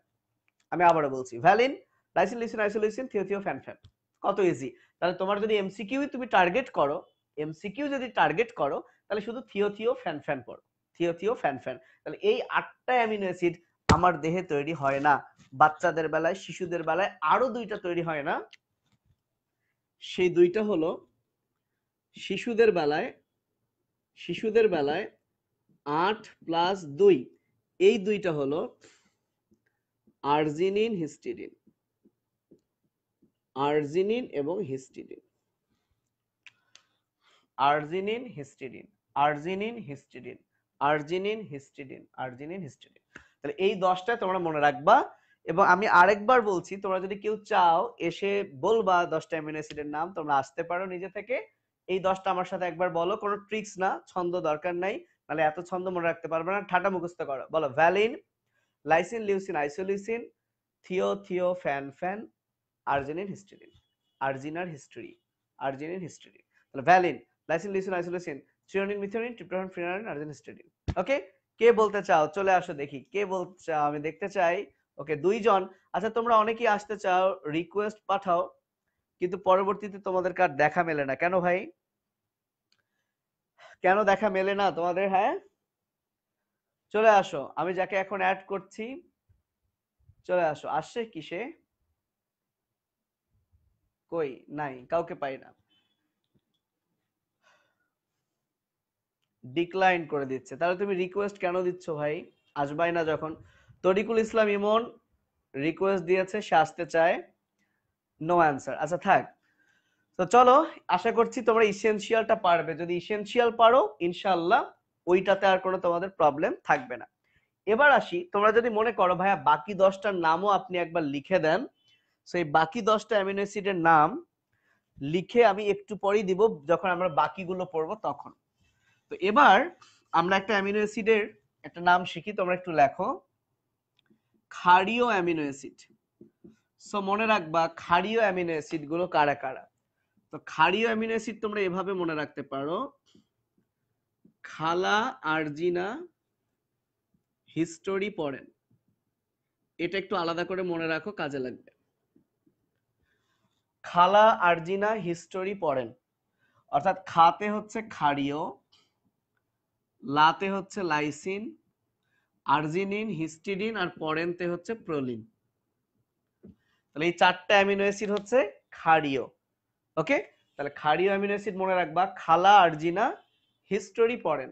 খাতে ক্ষারীয়, লাইসিন, আর্জিনিন, হিস্টিডিন এন্ড পরেনতে প্রোলিন। কেন এই বিষয়টা লেখালাম একটু পরেই তোমাদেরকে কাজে দিবে। তো চলো আমরা সেই জিনিসটা এখন পড়ি। তাহলে অ্যামিনো অ্যাসিডকে আবার অন্যভাবে ভাগ করা যায়।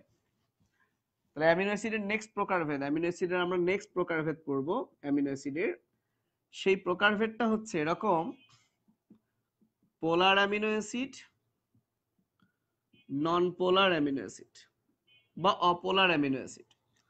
তাহলে অ্যামিনো অ্যাসিডকে পোলারিটি আছে না নাই এর উপর ভিত্তি করে 2 ভাগে ভাগ করা যায়। একটা হচ্ছে পোলার অ্যামিনো অ্যাসিড, আর একটা হচ্ছে অপোলার বা নন পোলার অ্যামিনো অ্যাসিড। এবং এই 20টা অ্যামিনো অ্যাসিডের মধ্যে 10টা হচ্ছে পোলার, 10টা হচ্ছে অপোলার।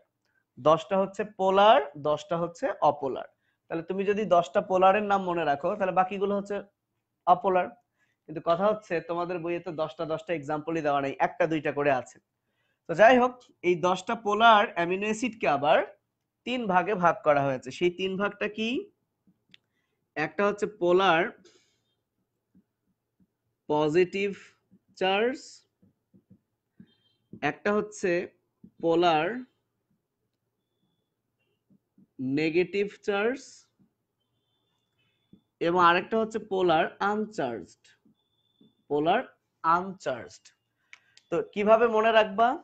কমন সেন্স মনে রাখবা, নেগেটিভ চার্জ, আমি যদি একটা অ্যামিনো অ্যাসিড আঁকি আবার, এই অ্যামিনো অ্যাসিডের মধ্যে যখন এরা বিক্রিয়া করে, নেগেটিভ চার্জটা কে ধারণ করে? অ্যাসিড, অ্যাসিড মূলক। আর পজিটিভ চার্জটা ধারণ করে কে? ক্ষার মূলক। তাহলে আশা করি আর জিন্দেগিতেও ভুল হবে না যে নেগেটিভ চার্জ যেহেতু অ্যাসিড মূলক, তাহলে যে অ্যামিনো অ্যাসিডটা অ্যাসিডিক তারাই হচ্ছে নেগেটিভ চার্জ। আর পজিটিভ চার্জ যেহেতু ক্ষারমূলক, তাহলে যে অ্যামিনো অ্যাসিডটা ক্ষারীয় তারাই হচ্ছে পজিটিভ চার্জ। সে একটু আগে আমরা শিখলাম ক্ষারীয় অ্যামিনো অ্যাসিড হচ্ছে খালা, আর্জিনা, হিস্ট্রি, পরেন। তাহলে লাইসিন, আর্জিনিন, হিস্টিডিন, প্রোলিন। তাহলে এই 4টা অ্যামিনো অ্যাসিড হচ্ছে ক্ষারীয় অ্যামিনো অ্যাসিড, এবং ক্ষারীয় অ্যামিনো অ্যাসিড গুলো হচ্ছে পজিটিভ চার্জ। ক্ষারীয় অ্যামিনো অ্যাসিড গুলো কি ভাইয়া? Positive charge. এ কারণে আমি একটু আগে এই ট্রিক্সটা দিলাম যে ক্ষারীয় অ্যামিনো অ্যাসিড মনে রাখবা, খালা আরজিনা হিস্ট্রি পড়ে। তোমাদের বইয়ে দেখবা এই 4টা এক্সাম্পল নাই, যে কোনো 2টা মনে হয় দেওয়া আছে। তাহলে নেগেটিভ চার্জ মানে কি? অ্যাসিড মূলক। তো 20 ধরনের যে অ্যামিনো অ্যাসিড আছে এর অ্যাসিড হচ্ছে অ্যাসিড মূলক। নাম দেখে কিভাবে চেনা যাবে যে এরা অ্যাসিড মূলক? সেই অ্যামিনো অ্যাসিডের নামের শেষেই আছে অ্যাসিড। তাহলে 20 ধরনের অ্যামিনো অ্যাসিডের মধ্যে 2টা অ্যামিনো অ্যাসিড আছে যাদের নামের শেষেই আছে অ্যাসিড। একটা হচ্ছে গ্লুটামিক অ্যাসিড আর একটা হচ্ছে অ্যাসপার্টিক অ্যাসিড। সো কত সহজ। তাহলে নেগেটিভ চার্জড হচ্ছে 2টা অ্যামিনো অ্যাসিড, একটা হচ্ছে গ্লুটামিক অ্যাসিড আর একটা হচ্ছে অ্যাসপার্টিক অ্যাসিড। একটা হচ্ছে গ্লুটামিক অ্যাসিড, একটা হচ্ছে অ্যাসপার্টিক অ্যাসিড। তাহলে পোলারের মধ্যে 3টা, পজিটিভে পেলাম 4টা, নেগেটিভে পেলাম 2টা, কয়টা হলো 6টা। কিন্তু পোলার টোটাল কয়টা? 10টা। তার মানে আনচার্জড হচ্ছে আরো কয়টা? 4টা। আনচার্জড কি? আরো কয়টা? আরো আছে আনচার্জড। তো এই আনচার্জড গুলোর তোমাদের বইয়ে যে 2টা এক্সাম্পল আছে মনে রাখবা, একটা হচ্ছে থ্রিওনিন আর একটা হচ্ছে সেরিন। এবং এই 2টার মধ্যেও একটা মিল আছে, থ্রি সেরি, অর্থাৎ শব্দ প্রথম ওয়ার্ডের পর রি ব্যাপারটা আছে, থ্রি সেরি, 20টা অ্যামিনো অ্যাসিডের মধ্যে আর কোনো অ্যামিনো অ্যাসিড নাই যেটা থ্রিওনিন সেরিন এরকম আছে। অথবা অনেকে এইভাবে, আমি মনে রাখতাম যে আনসার ধরো 3 তে পড়েছে বা এরকম টাইপের। সো এটা তোমরা একটু মুখস্থ করে নিও। তাহলে কোন স্টুডেন্ট যদি এই পোলার অ্যামিনো অ্যাসিড গুলোর নামটুকু মনে রাখতে পারে, তাহলে বাকি 10টা যে নন পোলার সেগুলোর নাম আর পড়ার কোনো দরকার নেই। তাহলে এই হচ্ছে আমাদের আরেকটা ক্লাসিফিকেশন। এবং লাস্ট ক্লাসিফিকেশন সেটা হচ্ছে গঠনের উপর ভিত্তি করে, আমি লিখে দিই। তাহলে লাস্ট ক্লাসিফিকেশন হচ্ছে গঠনের উপর ভিত্তি করে 3 প্রকার। সেই 3 প্রকার হচ্ছে, নাম্বার 1 অ্যালিফ্যাটিক অ্যামিনো অ্যাসিড, যার সংখ্যা হচ্ছে 14টা। নাম্বার 2 অ্যারোমেটিক অ্যামিনো অ্যাসিড, যার সংখ্যা হচ্ছে 2টা। এবং নাম্বার 3 হেটারোসাইক্লিক অ্যামিনো অ্যাসিড, যার সংখ্যা হচ্ছে 4টা। এই হচ্ছে 20টা। তো তোমাদের আজমল স্যার বা আলিম স্যারের বইয়ে এই অ্যালিফ্যাটিকের আবার 5টা ভাগ আছে। এই ভাগগুলো এখন পর্যন্ত পরীক্ষায় আসেনি, বোর্ড পরীক্ষায়, মেডিকেলে আসেনি, বাট জিনিসগুলো কিন্তু অনেক মজার এবং সহজ। তোমরা যদি জানতে চাও কমেন্ট করো, আমি এটা পড়াবো। বাট তোমাদের হাসান স্যারের বইয়ে যতটুকু আছে ততটুকু মনে রাখার জন্য এভাবে মনে রাখতে পারো যে অ্যালিফ্যাটিক নামে অ্যালো আছে, এর এক্সাম্পল গুলো মনে রাখবা। অ্যালিফ্যাটিক, অ্যালো, গ্যালো, ভ্যালো।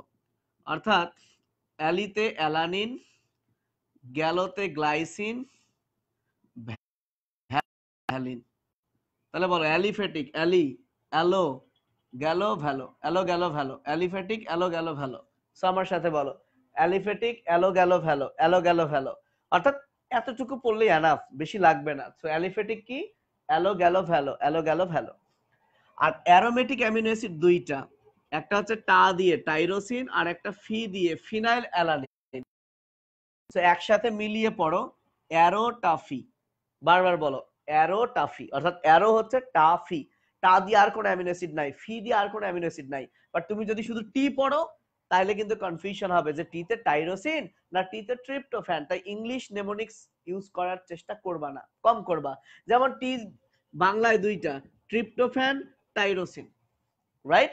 তাহলে টা মানে আমি বুঝবো এটা টা দিয়ে। যেমন দেখো ল দিয়ে 2টা আছে ভাইয়া, লাইসিন, লিউসিন। এটা কিন্তু ক্ষারীয়, এটা কিন্তু ক্ষারীয় না। তো আমি যদি এখন ইংলিশের এল দিয়ে মনে রাখি তাহলে আমার কনফিউশন হবে না এলতে লাইসিন না লিউসিন? খালা, লা মানে এটা লাইসিন।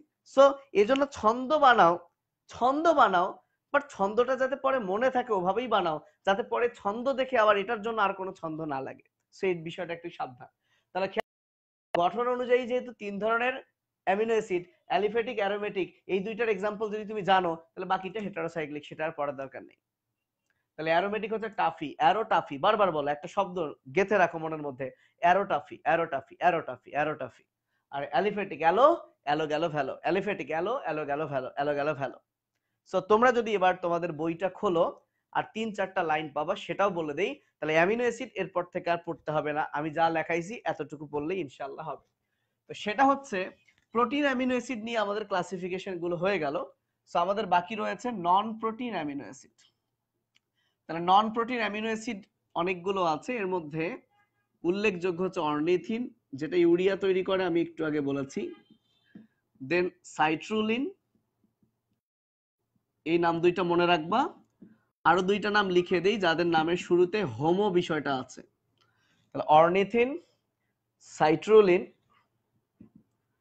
হোমোসেরিন, homocysteine, Homo. তাহলে এই দুইটা মনে রাখো, অর্নিথিন, সাইট্রুলিন, বাকি দুইটার নামে হোমো আছে। এবং কোটি কোটি পার্সেন্ট স্টার চিহ্ন দাও, অথবা স্টার ইনফিনিটি দাও। বিরল অ্যামিনো অ্যাসিড কোনটা? বিরল অ্যামিনো অ্যাসিড। তো আমরা জানি প্রোটিনে অ্যামিনো অ্যাসিড পাই। সো ডাল হচ্ছে একটা প্রোটিন, তাহলে ডালের মধ্যে অ্যামিনো অ্যাসিড আছে অনেক। তো যে অ্যামিনো অ্যাসিড বিভিন্ন প্রোটিন জাতীয় খাবারের মধ্যে খুব কম থাকে, পাওয়াই যায় না বললে চলে, এবং এই একটা অ্যামিনো অ্যাসিড হচ্ছে বিরল অ্যামিনো অ্যাসিড, মেডিকেল ভর্তি পরীক্ষায় এসেছিল, সেটা হলো হাইড্রোক্সিপ্রোপিন। সেটা হলো হাইড্রোক্সিপ্রোপিন, হাইড্রোক্সিপ্রোপিন, হাইড্রোক্সিপ্রোপিন। তো এই হচ্ছে অ্যামিনো অ্যাসিড। এই পুরোটা একবার রিভাইজ করব। এর মধ্যে কারো যদি কোনো কোশ্চেন থাকে তোমরা আমাকে কোশ্চেন গুলো করবা। তো আমি স্টার্ট করি। অ্যামিনো অ্যাসিডের আবিষ্কারক ফিশার। ফিশার কি কি করেছেন? রাইবোজ আবিষ্কার করেছেন, অ্যামিনো অ্যাসিড আবিষ্কার করেছেন, আরএইচ ফ্যাক্টর, এন্ড ফাইনালি গ্লুকোজের শিকল স্ট্রাকচার দিয়েছেন। অ্যামিনো অ্যাসিডে কার্বনের 4টা মূলক থাকে, কার্বনের 4 দিকে, একটা অ্যামিন, একটা অ্যাসিড, একটা হাইড্রোজেন এবং একটা আর। আর গ্রুপ হাইড্রোজেন হলে গেল, হাই গেল, মিথিয়েলো, সিরিন, শালা, সিস্টিন। অ্যামিনো অ্যাসিডের বৈশিষ্ট্য, এরা বর্ণহীন, অ্যাসিড পানিতে দ্রবণীয়, মানবদেহের সব অ্যামিনো অ্যাসিড আলফা, উভধর্মী যৌগ, এবং যেহেতু দুই ধরনের আয়ন প্রডিউস করে, জুইটার আয়ন তৈরি করে, যেহেতু অ্যাসিড ক্ষার দুটাই আছে, তাহলে এরা মৃদু অ্যাসিড বা ক্ষারে লবণ পানি তৈরি করে। প্রোটিনকে ভাঙলে পাই অ্যামিনো অ্যাসিড, আর অ্যামিনো অ্যাসিড মিলে পেপটাইড বন্ধনের ফলে পাই প্রোটিন। এই 8টা। ব্যবহার 7টা পড়ব। অ্যামিনো অ্যাসিড প্রোটিন তৈরি করে, দেহ গঠন, অ্যান্টিবডি, রোগ প্রতিরোধ, পিএইচ, ইউরিয়া, মেলানিন। প্রোটিন তৈরি, দেহ গঠন, অ্যান্টিবডি, রোগ প্রতিরোধ, পিএইচ, ইউরিয়া, মেলানিন। তারপরে যেটা পড়ব, পেপটাইড বন্ধন কি? দুইটি অ্যামিনো অ্যাসিডের, একটি অ্যামিনো অ্যাসিডের কার্বক্সিল মূলক এবং অপর অ্যামিনো অ্যাসিডের অ্যামিন মূলকের মধ্যে হতে এক অনুপানি অপসারণের ফলে কার্বন নাইট্রোজেনের মধ্যে যে অ্যামাইড বন্ধন তৈরি হয়, সেটাই হচ্ছে পেপটাইড বন্ধন। এবং দুইটি অ্যামিনো অ্যাসিড মিলে হয় ডাইপেপটাইড, যেখানে পেপটাইড বন্ধন একটা। তাহলে 10টি পেপটাইড মানে 10টি অ্যামিনো অ্যাসিড। ওকে, অর্থাৎ ডেকাপেপটাইড মানে 10টি অ্যামিনো অ্যাসিড, কিন্তু পেপটাইড বন্ধন একটা। আশা করি বুঝতে পেরেছো। প্রকারভেদ, ইসেনশিয়াল, নন ইসেনশিয়াল। ইসেনশিয়াল অবশ্যই খাইতে হবে, কেন? দেহে তৈরি হয় না। অ্যাডাল্টে 8, ওটা 12, শিশুদের 10, 10। মনে রাখো শিশুদের একটু বেশি লাগবে, বেশি খাইতে, দুইটা অ্যামিনো অ্যাসিড বেশি নিতে হবে বাচ্চাদের। সেই 10টার নাম কি? ভ্যালিন, লাইসিন, লিউসিন, আইসোলিউসিন, থিওথিওফ্যানফ্যান, আর আর্জিনিন, হিস্টিডিন। এর মধ্যে ক্ষারীয় অ্যামিনো অ্যাসিড খালা, আর্জিনা, হিস্টোরি পড়েন। এটা শিখে লাভ কি?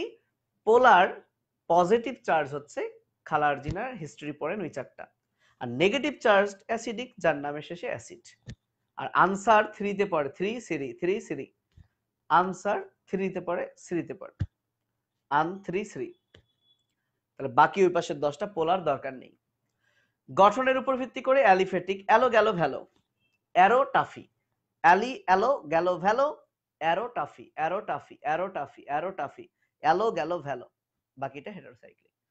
এই হচ্ছে অ্যামিনো অ্যাসিড। নন প্রোটিনের মধ্যে অর্নিথিন, সাইট্রোলিন, ইউরিয়া বানায় অর্নিথিন, এটা ইম্পর্টেন্ট।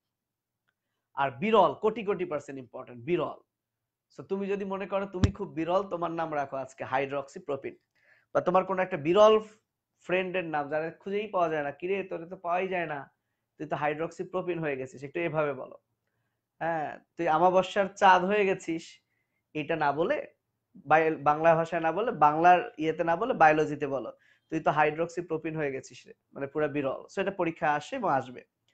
সো যদি তোমাদের কারো কোনো কিছু জানার থাকে, আমি চেষ্টা করলাম, এই অধ্যায়টা নিতে আমার প্রায় 14 থেকে 16টা লেকচার লাগে পুরো অধ্যায়টা। সো ডেফিনেটলি একদিনে পুরোটা শেষ করা পসিবল না, তাই আমি এমন একটা টপিক আলোচনা করলাম যাতে কোনো বাদ না থাকে, এটা আমি শেষ করলাম। কিন্তু আমি কার্বোহাইড্রেট ধরলে এটা শেষ হতো না, 4 দিন লাগে। সেই কারণে যেটা ধরলাম, আশা করছি এটা নিয়ে আর কোনো প্রবলেম নাই। কারো কোনো যে কোনো কোশ্চেন অ্যামিনো অ্যাসিড নিয়ে থাকলে আমাকে এখন করতে পারো, আমি তোমাদের আনসার দেওয়ার জন্য কমেন্টগুলো চেক করছি।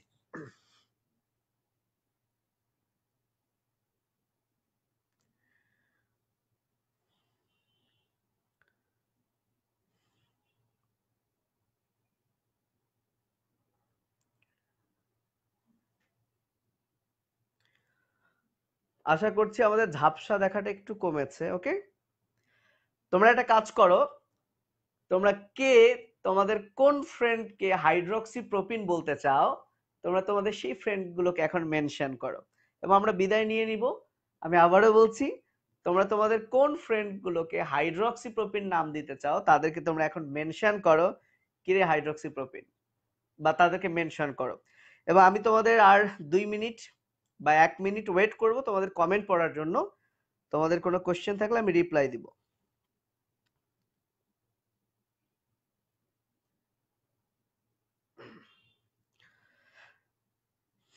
আচ্ছা, নাইমুল্লাহ বলেছে এত লম্বা ক্লাস প্রথম দেখলাম। আসলে পাবলিকলি এত লম্বা ক্লাস নেওয়া হয় না, বাট আমার অ্যাডমিশনে 2.5 ঘন্টারও ক্লাস আছে পাবলিকলি। হ্যাঁ, এটাই লং ক্লাস।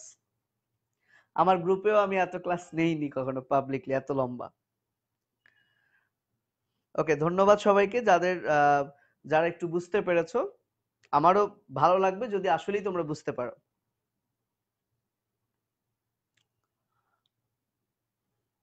আচ্ছা, অনেকেই কোশ্চেন করছেন নেক্সট ক্লাস কবে নেবেন।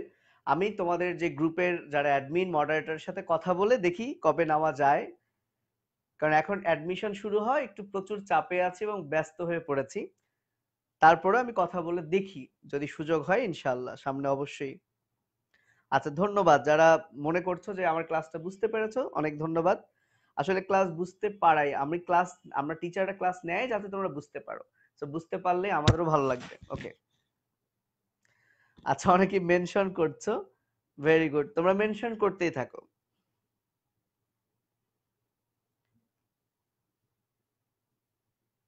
আচ্ছা, তো ঠিক আছে, ইনশাল্লাহ দেখা হবে ভবিষ্যতে।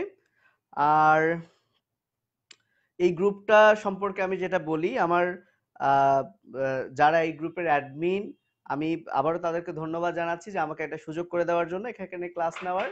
এবং আমি এই গ্রুপের আরো উত্তরোত্তর সফলতা কামনা করছি। অনেক অল্প সময়ে তারা 50,000 মেম্বারের একটা গ্রুপ হয়ে গেছে।